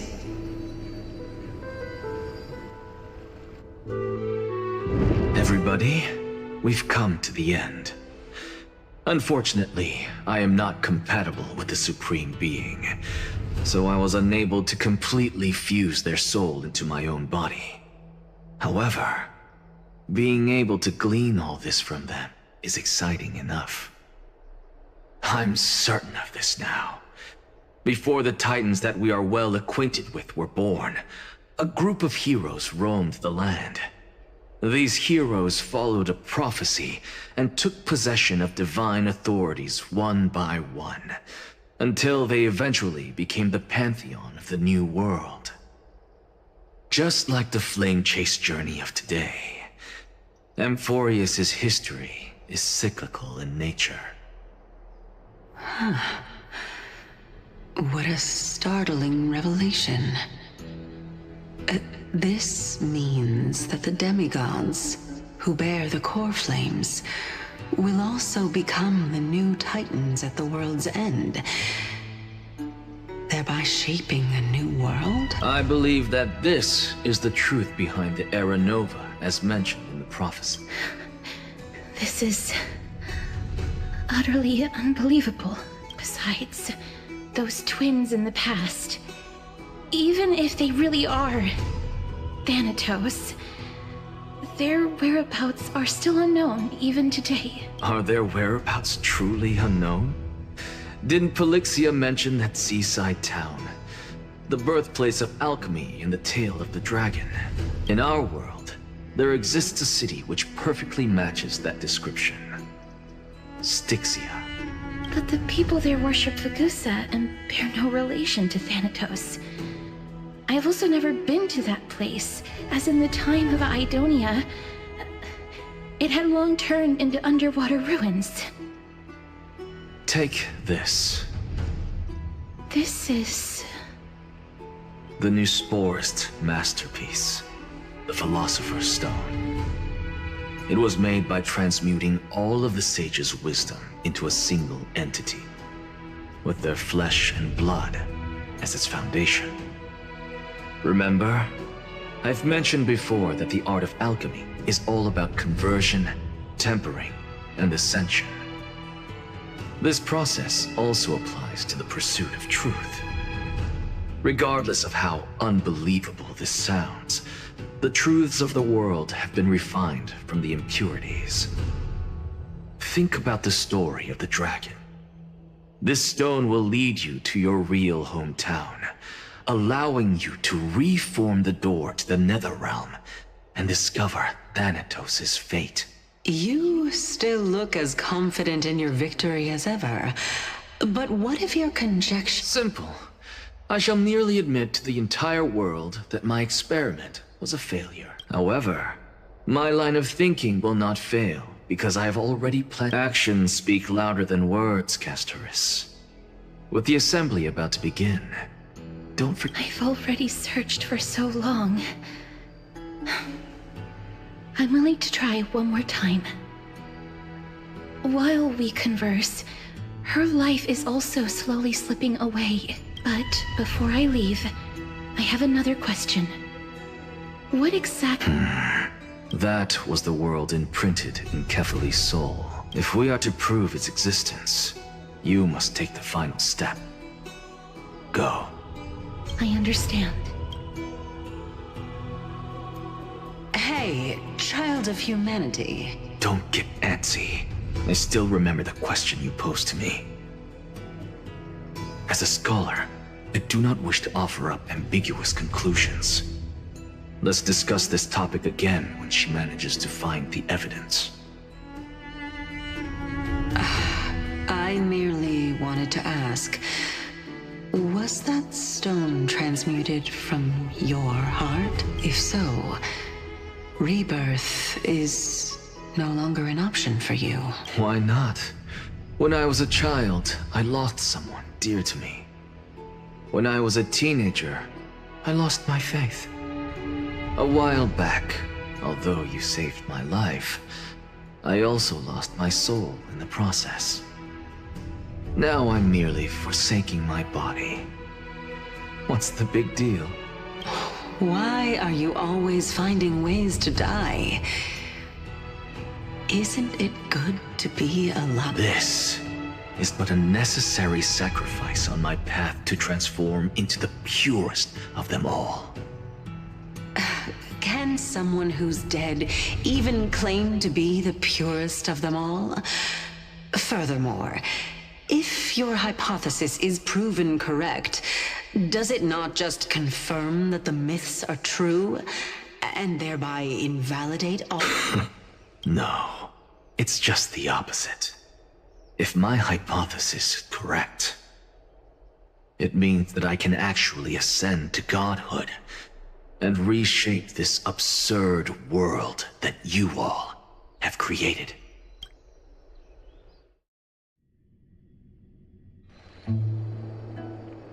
That's a lot to take in at once. Lady Aglaya, please, let me explain. Go on. You know that the core flame of death has always been the greatest unknown regarding the Era Nova, which is why both you and Kindness desire to gain the power to control that core flame in the approaching Citizens' Assembly. Professor Anaxa has come to a consensus with Kindness. They want to suspend the trial once Thanatos' core flame is reclaimed, hoping thus to eradicate death from this world. If they're successful, then the flame chase journey will cease, and Akama can enjoy everlasting peace. But I know this runs counter to your wishes. So long as we do not usher in Era Nova, the Black Tide will never be eradicated. Even with Lord Mighty on the front line, and the Black Tide not posing an immediate risk, the danger nevertheless remains. Honestly, it's difficult for me to assess the pros and cons in this decision. But someone must bring the core flame before we can begin negotiations over it. The Titan could be very near. I cannot let this chance slip by. Besides, Someone has to make this trip to bring back Mrs. Soul. Well said. You already had every reason to seek an audience with Thanatos. It's that great performer who has weaponized your wishes and placed us in this difficult situation. A world without death. Do you desire that too? If fate dictates that my path must oppose yours, I will do all I can to resist it and protect what I aspire to achieve. Lord Mighty showed me that without taking the first step, all talk of what follows is moot.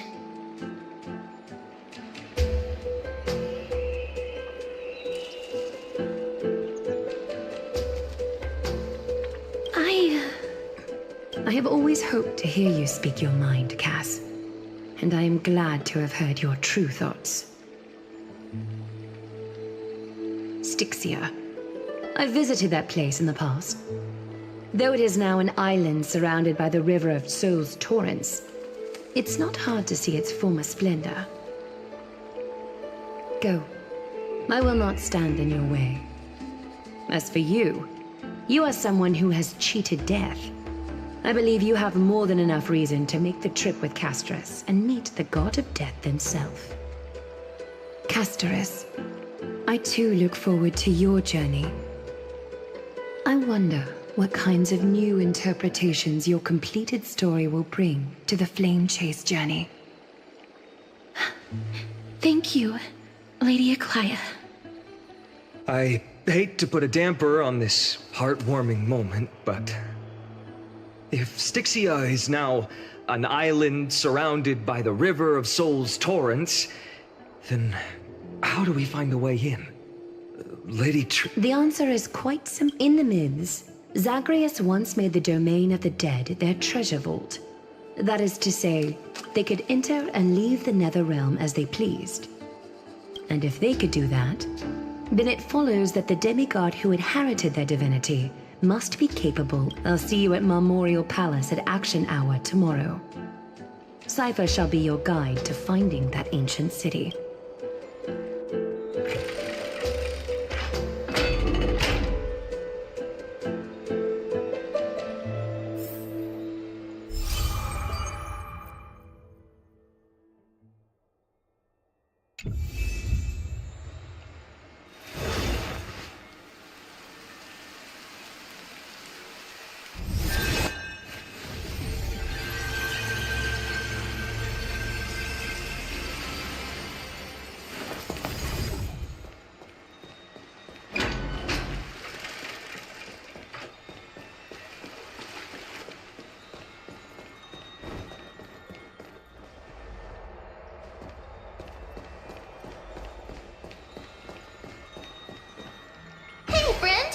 Is the debate finally over? Did you win?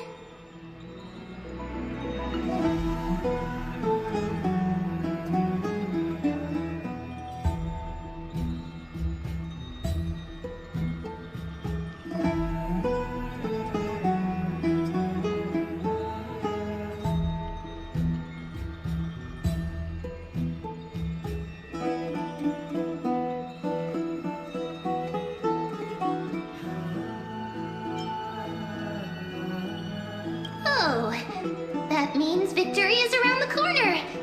Well, moving on.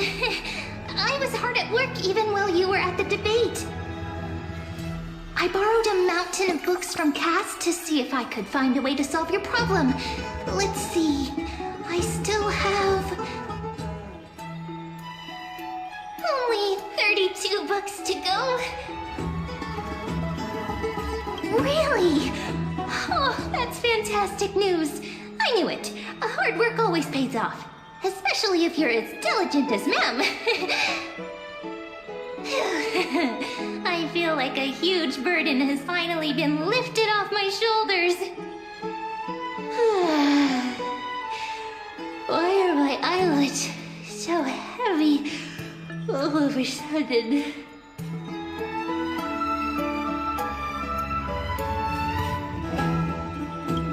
You're right.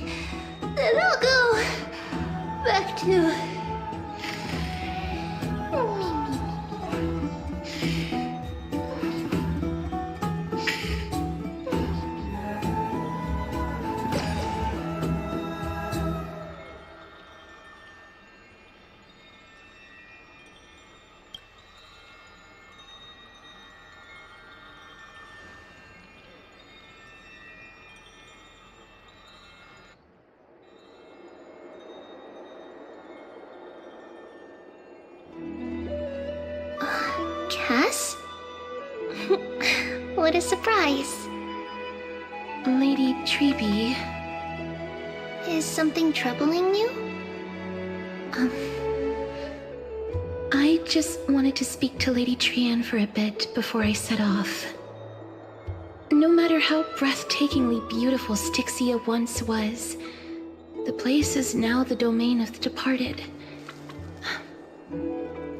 I don't want to have any regrets. Has anyone told you that your eyes are sparkling today? Is that a figure of In the past, when you did smile once in a while, all of us could see that your heart remained troubled even as you smiled. Lady Treby, you know perfectly well that see you tomorrow is nothing but a white lie. I hope your toughness is not a mask hiding a lonely heart. Cass, you hardly ever talked of your past. None of us knows what you went through, apart from Maggie. But we know it must have been filled with pain and hardships, as it is the fate every Chrysosaur is destined to live out. We are just happy for you that the core flame you're meant to inherit has finally surfaced. Isn't it a little too soon to say that? But you already know where tomorrow is, don't you? There is no need to rely on anyone else. Just give it your all and leave no regrets. We have always believed that your embrace is just as warm as everyone else's. Because we embrace others to comfort them. And Cass, you're the kindest Chrysosaur we know. Thank you, Lady Treby. This feeling... it's hard to put into words. Then go do it, Cass. Trian was actually working on a surprise gift for you. It's a pity she didn't get to finish it. But now Trinan and I are working on it, and we'll make sure to give it to you. So, let's meet back here when you return from Styxia. Safe trip.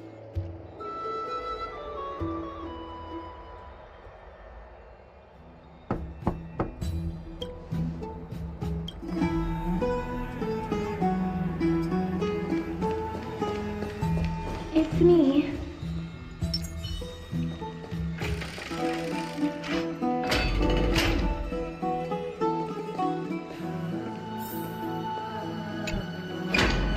I hope I didn't wake you.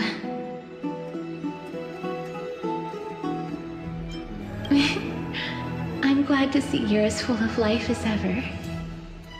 I'm here because of private matters, actually. If it isn't too much to ask, I'd really like it if you could come along with me to retrieve something.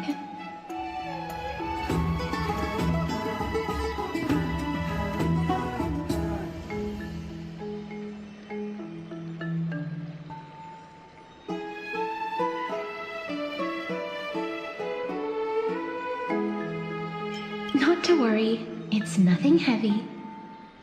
It isn't a long way from here. I'd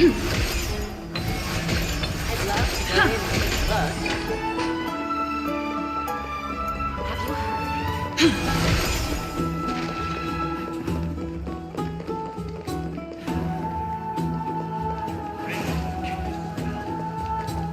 The streets are packed. It seems the vote to pause the flame chase journey has begun.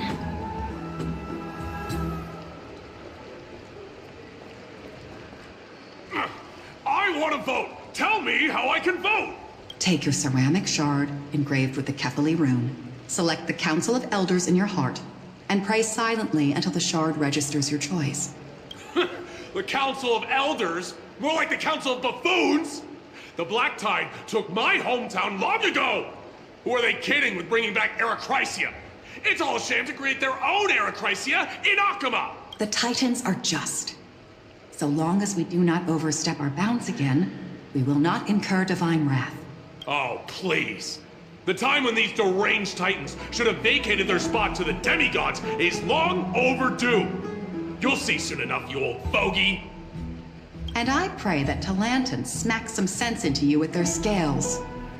We shall see how this turns out. That was quite a spectacle.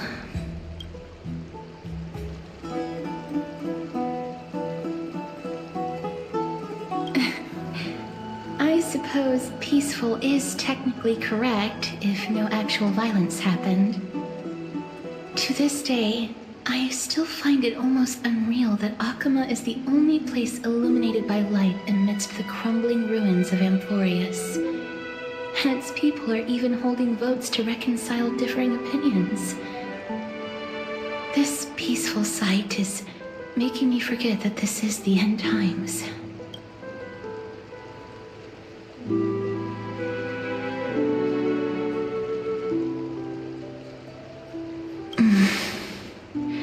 Before coming here, I had lived for many years in Idonia, a city of rime and frost. The people there were devotees of Thanatos, and were well known for their unique burial rites and traditions. Traditions that I played a major role in.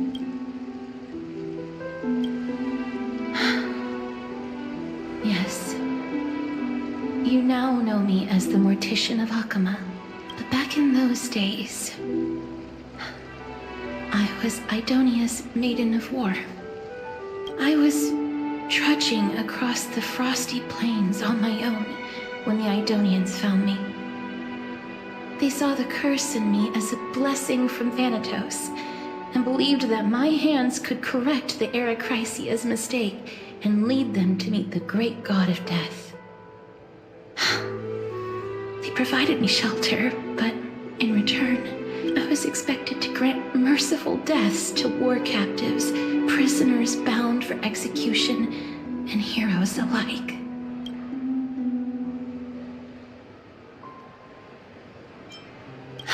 Yes. No matter how kind or cruel the means, nothing can change the essence of death. Taking away someone's life is never worthy of religious worship.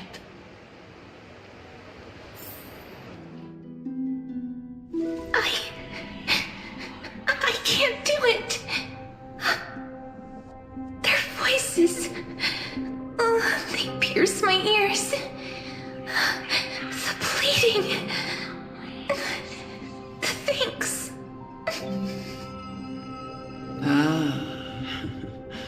I know that feeling, child. I was once as lost as you are now. But you must respect those walking towards death. Just like how you should respect yourself as the Holy Maiden granting humans glory and liberation. What you're asking me to do is no better than the task of an executioner. And yet you want me to respect myself. No matter the titles, I am still taking away human lives. This won't be the first time that Idonia's fanatical nether warriors have faced death. On the contrary, death is the mightiest and gravest power in this world. The fact that you can wield it means you are deserving of respect. That's such a twisted reason. Then let me tell you a story. In Idonia, the great swords commonly used by executioners are called Draconian, in memory of Drakon, an elderly executioner. The sword has 3 air holes along its body. If the sword is swung down swiftly and accurately, the holes would make no sound, and the executed would also depart this world quickly and painlessly. But should the executioner have any hesitation, the holes would produce a piercing whistle. On that cue, the screams of the executed are sure to follow. Every executioner after Dracon is to hone their sword skills every day in preparation of future executions. Every swing of their blade must be more resolute than the last, for failing to do so will bring pain. Pain for the dying, as well as pain for themselves. No. I can never get used to this. You misunderstand, child. I am not telling you to get used to it. I'm asking you to consider the source of the dead's suffering and use that knowledge to fortify your future touches with more and more determination. Go, walk with the dead, and love them as you love life. Then you'll no longer hear those noises.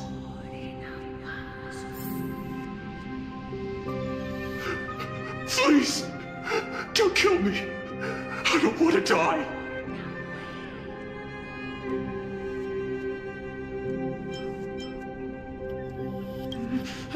No!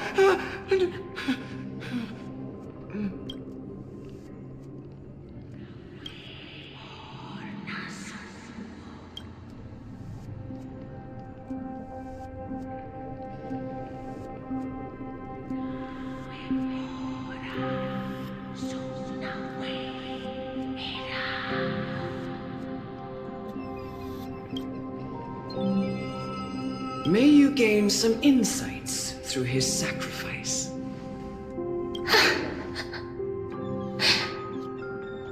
Is this all?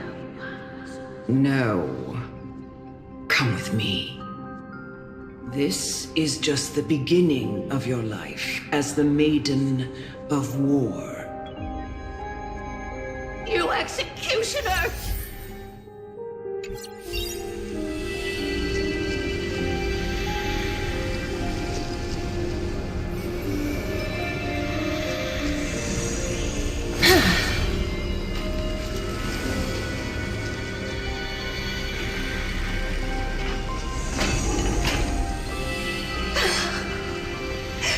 Holy Maiden! Go. Grant her glorious death.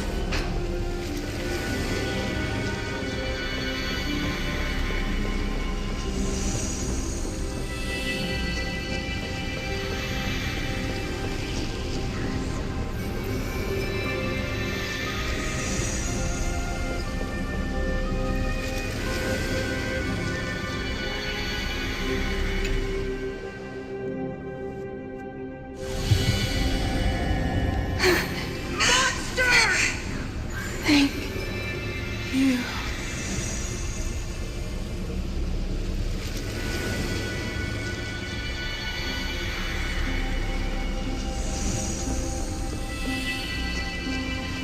Do it then, executioner. You...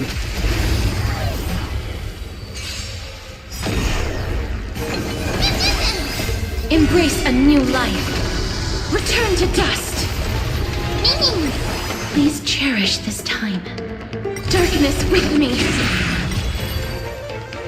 Do it then, executioner. You heard him.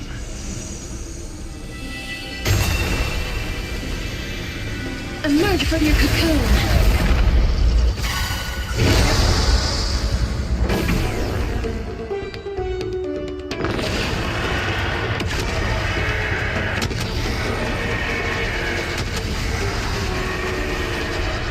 I only wish that death may protect us. Do it then, Executioner. You heard him.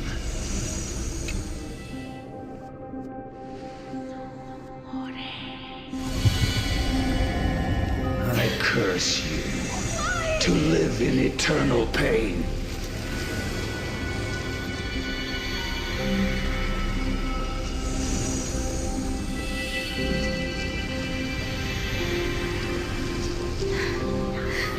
Please, grant me release.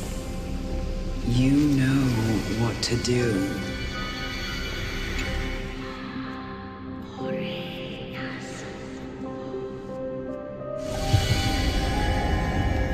When will this ever end?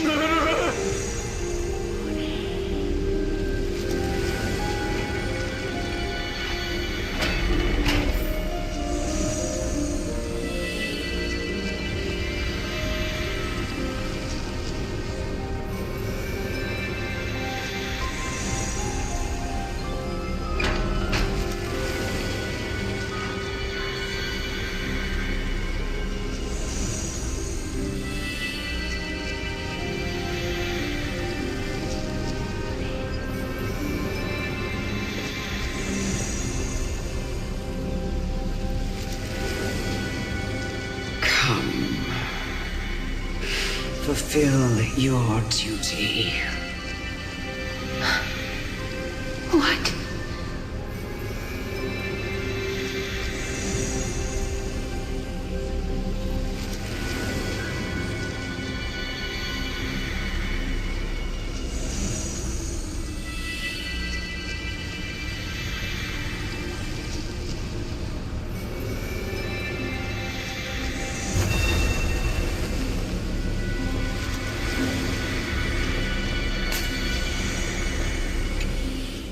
What are you trying to do with me? I have aged. The time has come for me to heed the summons of Thanatos and journey to their domain. The final resting place of every Idonian. You're not that old yet. You still have many, many years ahead of you. No. I'm already dead, for I have come to fear my declining health and impending death. Castoris, will you give me one last chance to charge towards fear and prove that I am no coward? I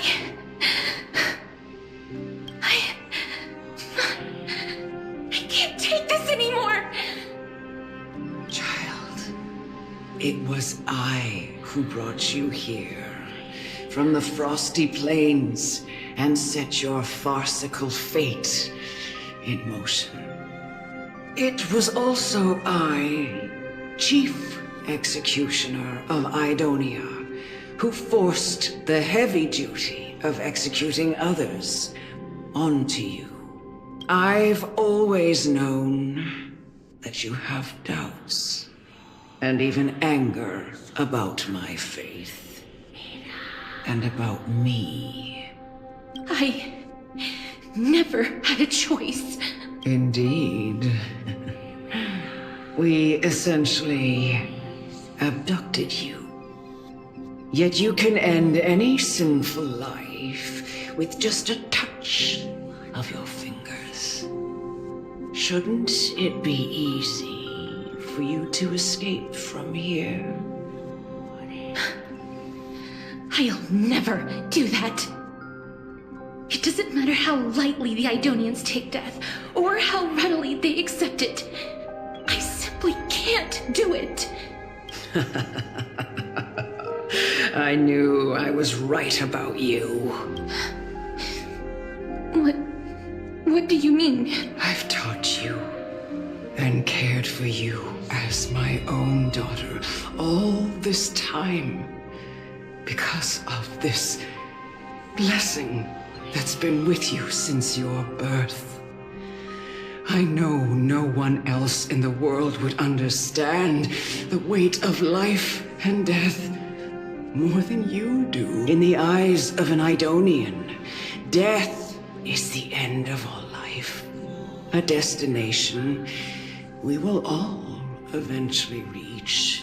You can only live your life to the fullest after understanding this principle. And when you do, even if you eventually leave Idonia's protection, even if you must carry the curse forever, you can live with your head held high, like everyone else. No! How can I? Come now. It's time. I've already taught you all that I know. Show me that you are a fitting holy maiden. Come now. It's time. I've already taught you all that I know. Show me that you are a fitting holy maiden. Or at least that you possess the resolve to become one.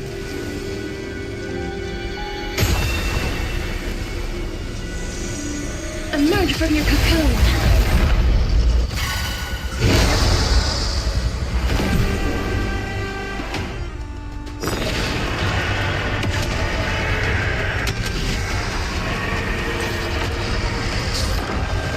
Receive divinity.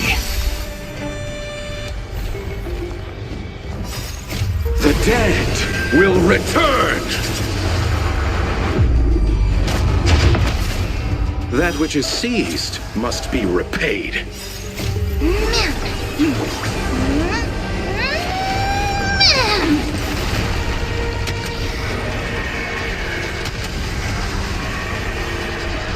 I only wish that death may protect us.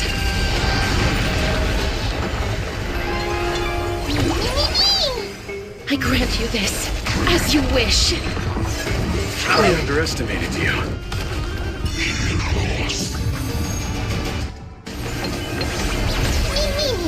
You've just got to expand your fingers.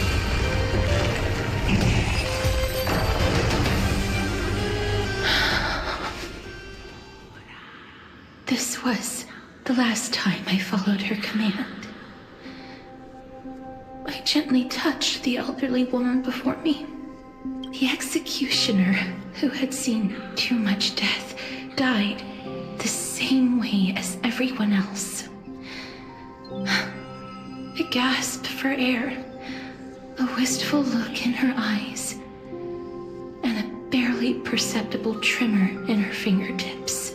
Elder Amunet, the person who tried to teach me about death, ultimately vanished like dew in the morning mist. She spent her life embodying the beliefs of the Idonians, and when death finally came, she embraced it exactly as their doctrine had taught. I have nothing but respect for her. I erected a cenotaph in her honor in the marshes outside Idonia's city walls with the others I had laid to rest. Then, I set out once more in search of Thanatos. It was a long, long journey. I heard so many discussions about death along the way. It seems the most terrible darkness in this world. Everyone talks about its heavy weight. Some resist it, some worship it, and some even revere it. How did a disappeared titan become the deepest fear of humankind? And why do they haunt my dreams? I continued my travels to seek an answer. And I just want to know if... Can I make anything? I don't want to die. Please, I fucking use this. Let me go. I don't want to die. Please. I don't want mercy like this. Just let me go. I need it. I don't...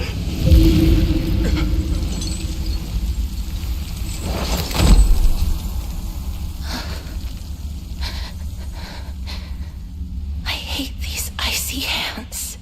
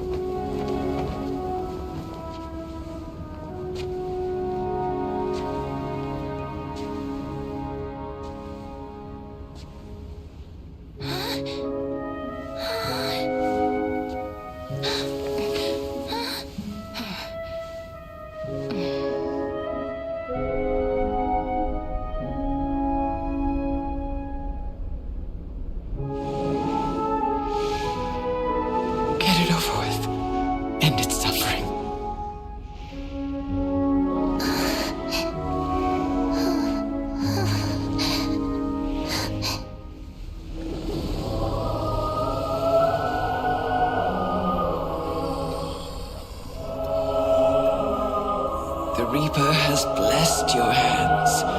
Only you can grant them peace.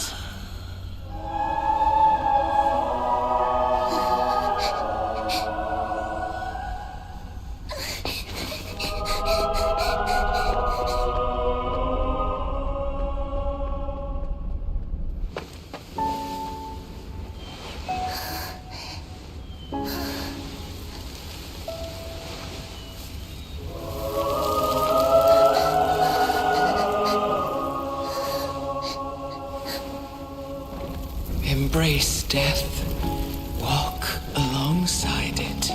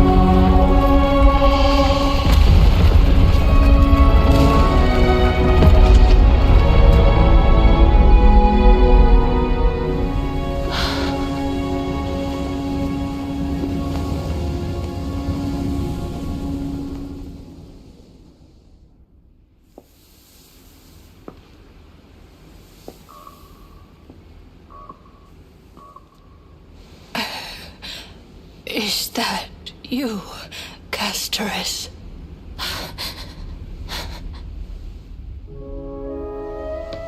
All of them have gone, heeding death's summon, crossing into their domain. I must go too. I don't fear it, just I have some regrets. Watching people leave this world again and again, it must be lonely for you. You must want to desperately embrace them before they go.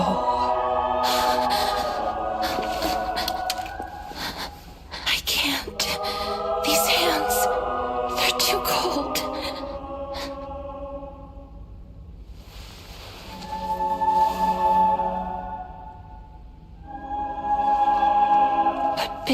Master Castoris. Your hands are so warm. Just like anyone else's. So go on. Don't hold back. Give me a warm hug.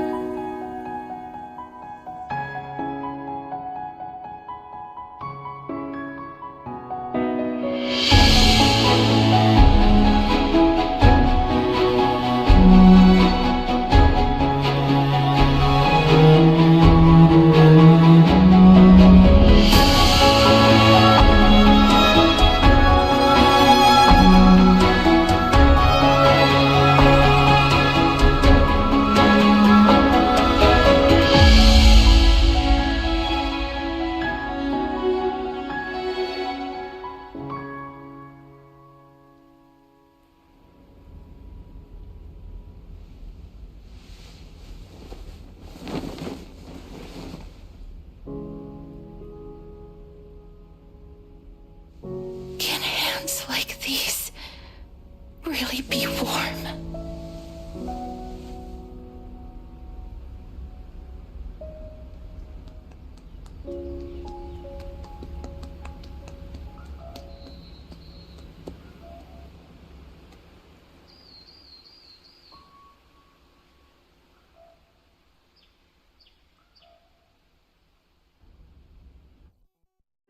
On the day that Oryx's trial ended, you must have had many questions.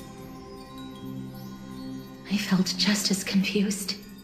Why, as someone from beyond the sky, were you so cruelly dragged into Amphorius's fate? I wished I could take action, but no matter how hard I try, I cannot simply interact with the living as ordinary people do. Even when we brushed against each other unintentionally in the grove, and it was obvious that nothing had happened.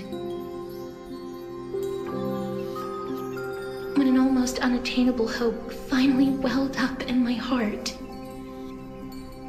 When I thought that perhaps my touch would no longer bring sorrow, fate declared to me, it wasn't that the curse of death had finally been lifted, but that your soul no longer belonged to this world. And there was nothing left for my hands to take. Nothing. And did I really think this time would be any different? It's not that I don't understand this reality, just that I'm unwilling to accept it. Having walked such a long road, I am still unable to find the answer to life and death.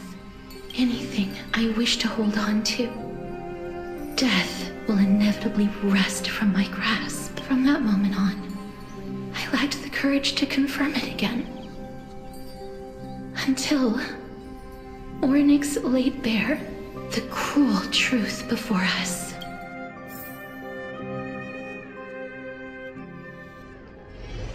But now, perhaps I might have one last chance. Long ago, Trinan read a prophecy to me. At the end of the Sea of Flowers, the souls of the living shall warm thy fingertips, and after an embrace, there shall be eternal separation. I found no surprise in it, for her words sounded not like a foretelling. Embraces in this world are born of reunions. Yet, my touch speaks only of farewells. And yet, things have taken a turn for the better. Now that I can finally have an audience with Thanatos, perhaps I have no reason, for your sake, and for my own.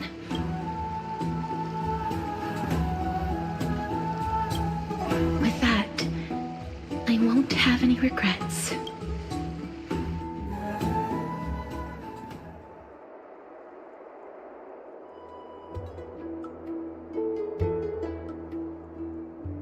Let's put that aside for the moment. We've arrived. I want to retrieve a small gift I specially prepared for you. I made it myself, like the trinket I gave Lady. The journey to seek an audience with the Death Titan cannot be an easy one. I want to make full use of every moment I have before we depart, so that I don't have any regrets.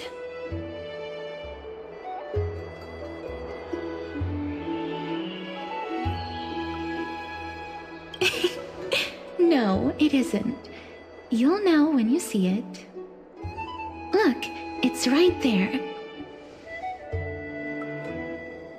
Huh? Where did it go?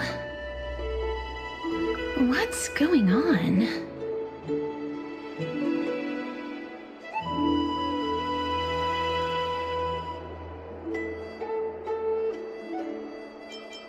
I am not some corrupt grown-up. What's this? The coin of Zagreus and a slate.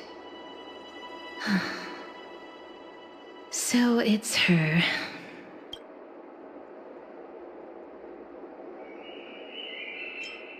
No doubt about it. This is her favorite symbol. It's a Lady Cipher, the demigod of Zagreus whom Lady Aglaia had spoken of. She's a master thief who's left legendary tales all over Amphorius. So many years have passed, yet she's still announcing herself in such a crass manner. Let's just do as the slate says and look for Lady Cipher.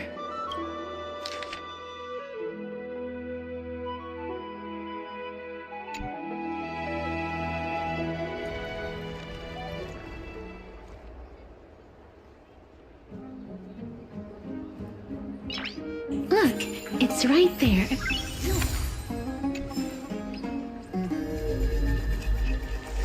We must pursue her.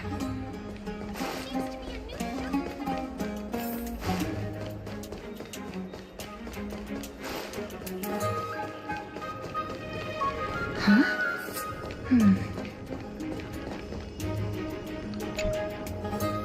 This is a trick she left for us.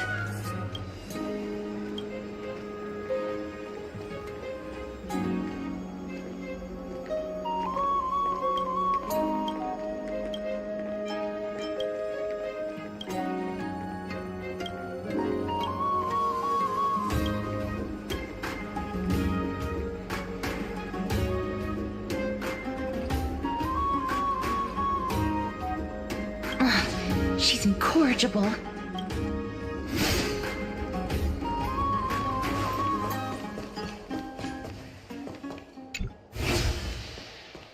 This is how it should be. We must pursue her.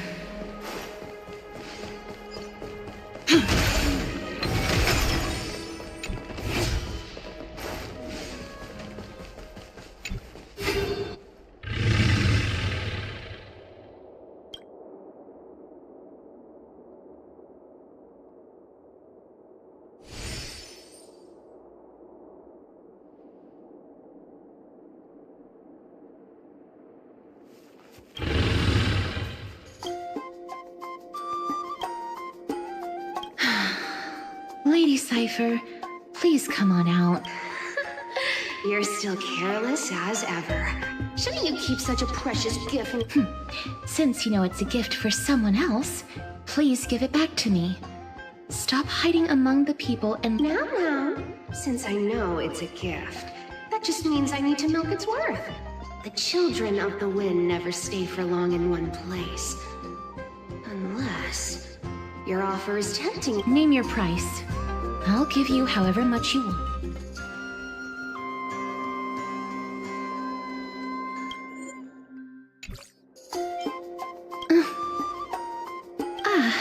I'm sorry. Bargaining is really not my forte.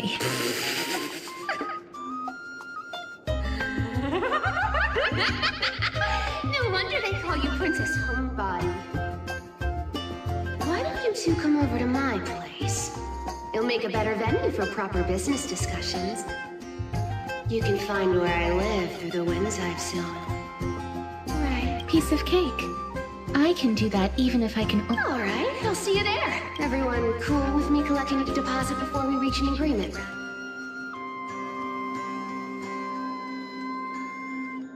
Ugh, she's incorrigible.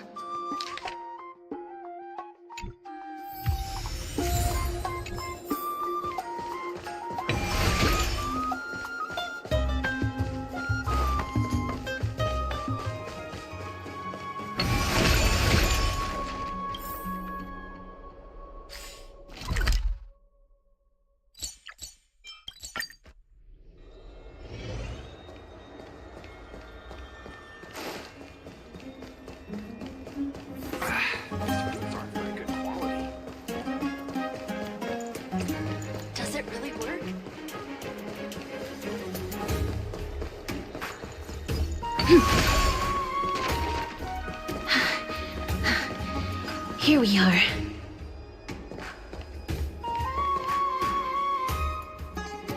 Over here! Over here! No, not that way! This way! Come on. If I really wanted to hide, you'd never find me. So relax, you two. No need to get your hackles up. I'm not that scary, am I? Meow.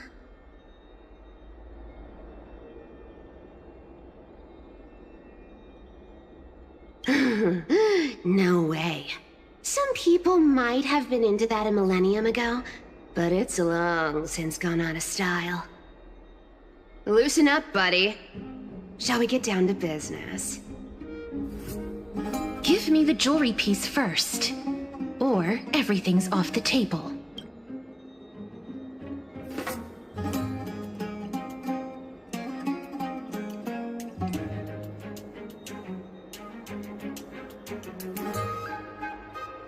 Oh, come now. Don't be so upset. Look, isn't the view here just great?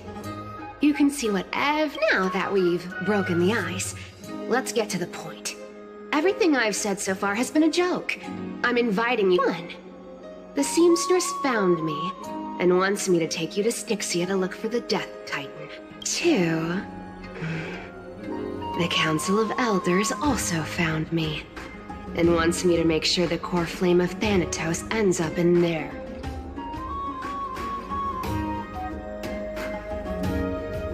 And last, but I'm telling you that I'm not interested in doing either of. Don't go look for the Death Titan.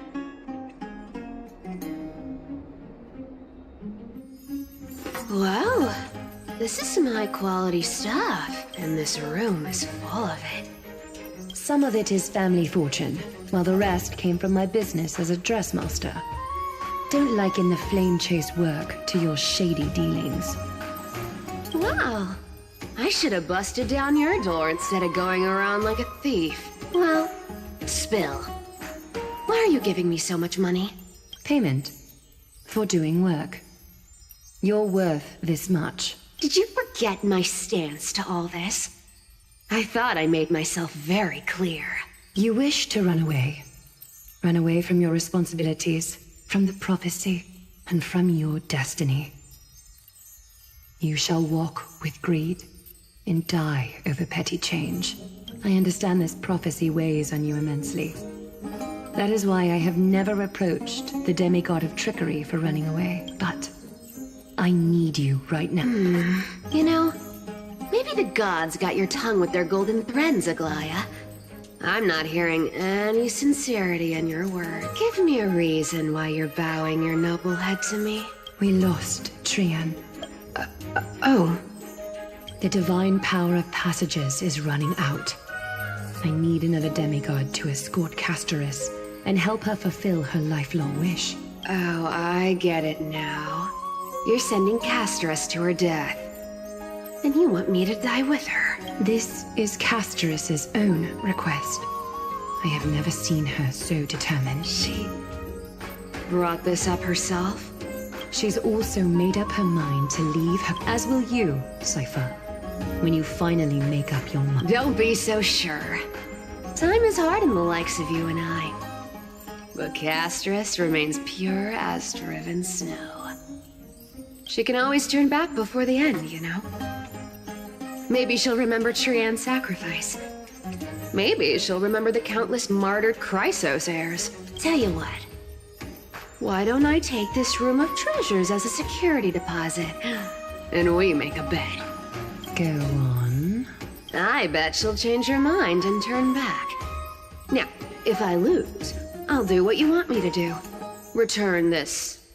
You sound like you have all the confidence. In that case, let's make a pact with those conditions. I hope you're prepared. In conclusion, I want to win. So I hope you two can give up on going to Styxia. I'll give all the treasures in that. What do you think?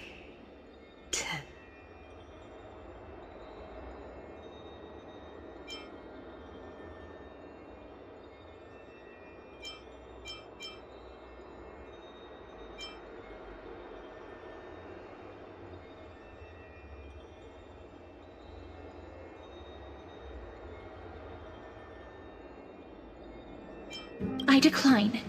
If we don't find the Death Titan, her soul will...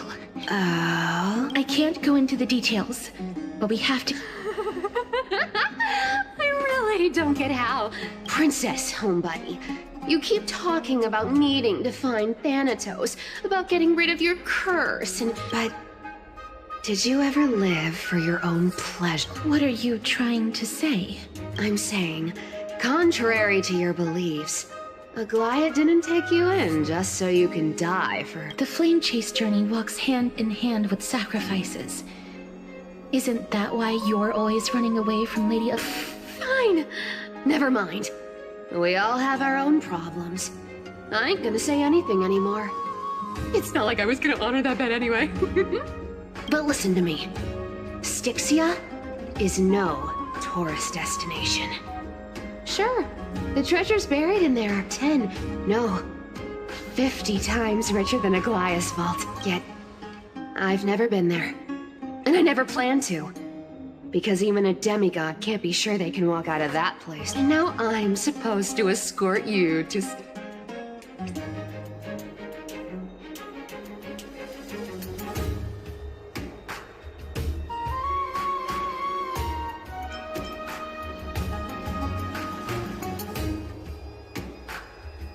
You know, you're not wrong.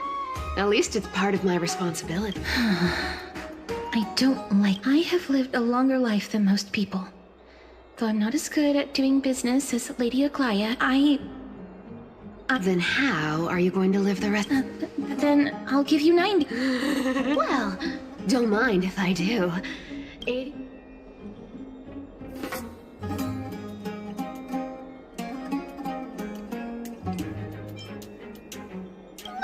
I'm so scared!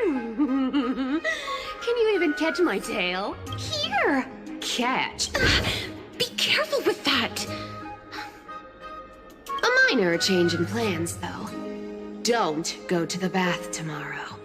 Come look for me at Akama's city. So, why are you changing the meeting? Oh, nothing, really. Just a bit scared of the seamstress's frosty face. I wouldn't stay a second longer, and well, now that we've struck a deal, it's gonna be a lot...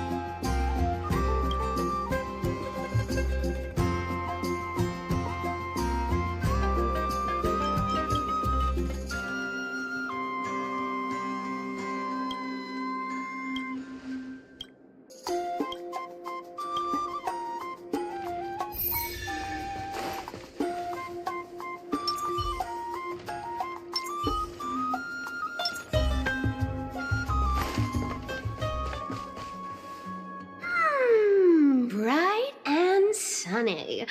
Just the weather for farewell. You're here. No need, I already told her. She's... you sure know how to put me in a spot, Castorus. I need to travel with you, but I can't touch you. Sorry. Aw, I was just teasing. Did you know that the legends say you have to put an obol into the mouth of the dead or over their eyes if you want them to successfully... That's the fairy fare for entering the...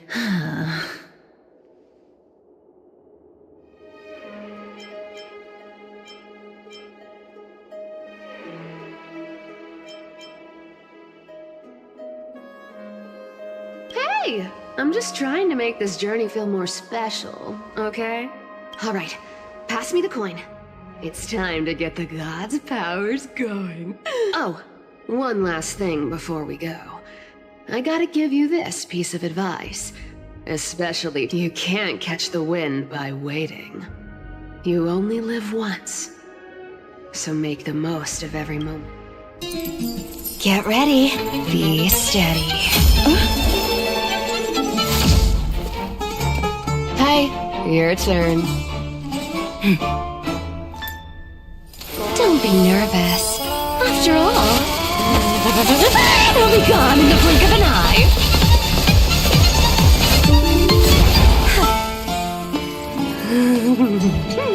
All done. Bye.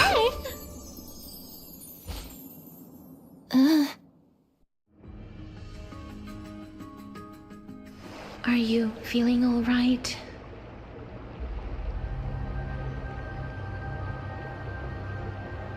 She's the demigod of trickery. When she flips the coin of whimsy into the air, she gains incredible speed that lets her travel anywhere in an instant. Just like how she clearly had no intention of lingering here for even a second longer. We can only depend on ourselves for the rest of the way. Don't worry, Mem's here to help.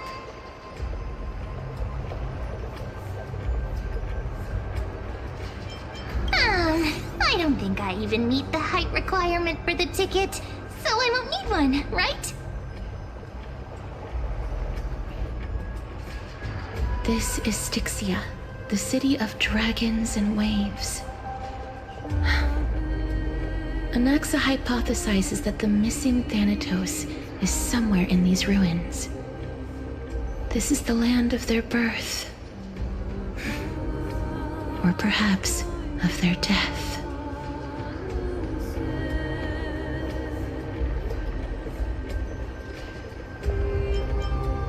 Anaxa had used a secret alchemical art to temporarily fuse his soul with Circe's and Kephae.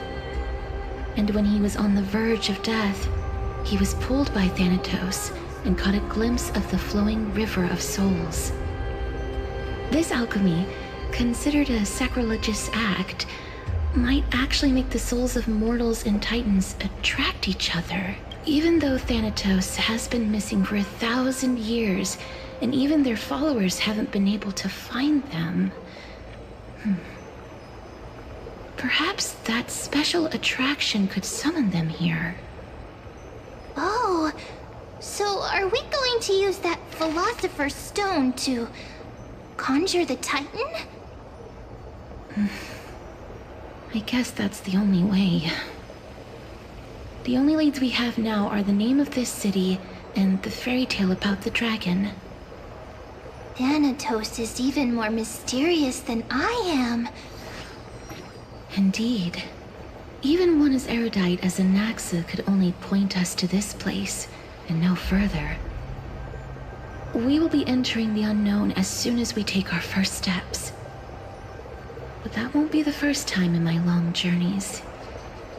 I believe that, rather than standing still, taking action is by far the better option.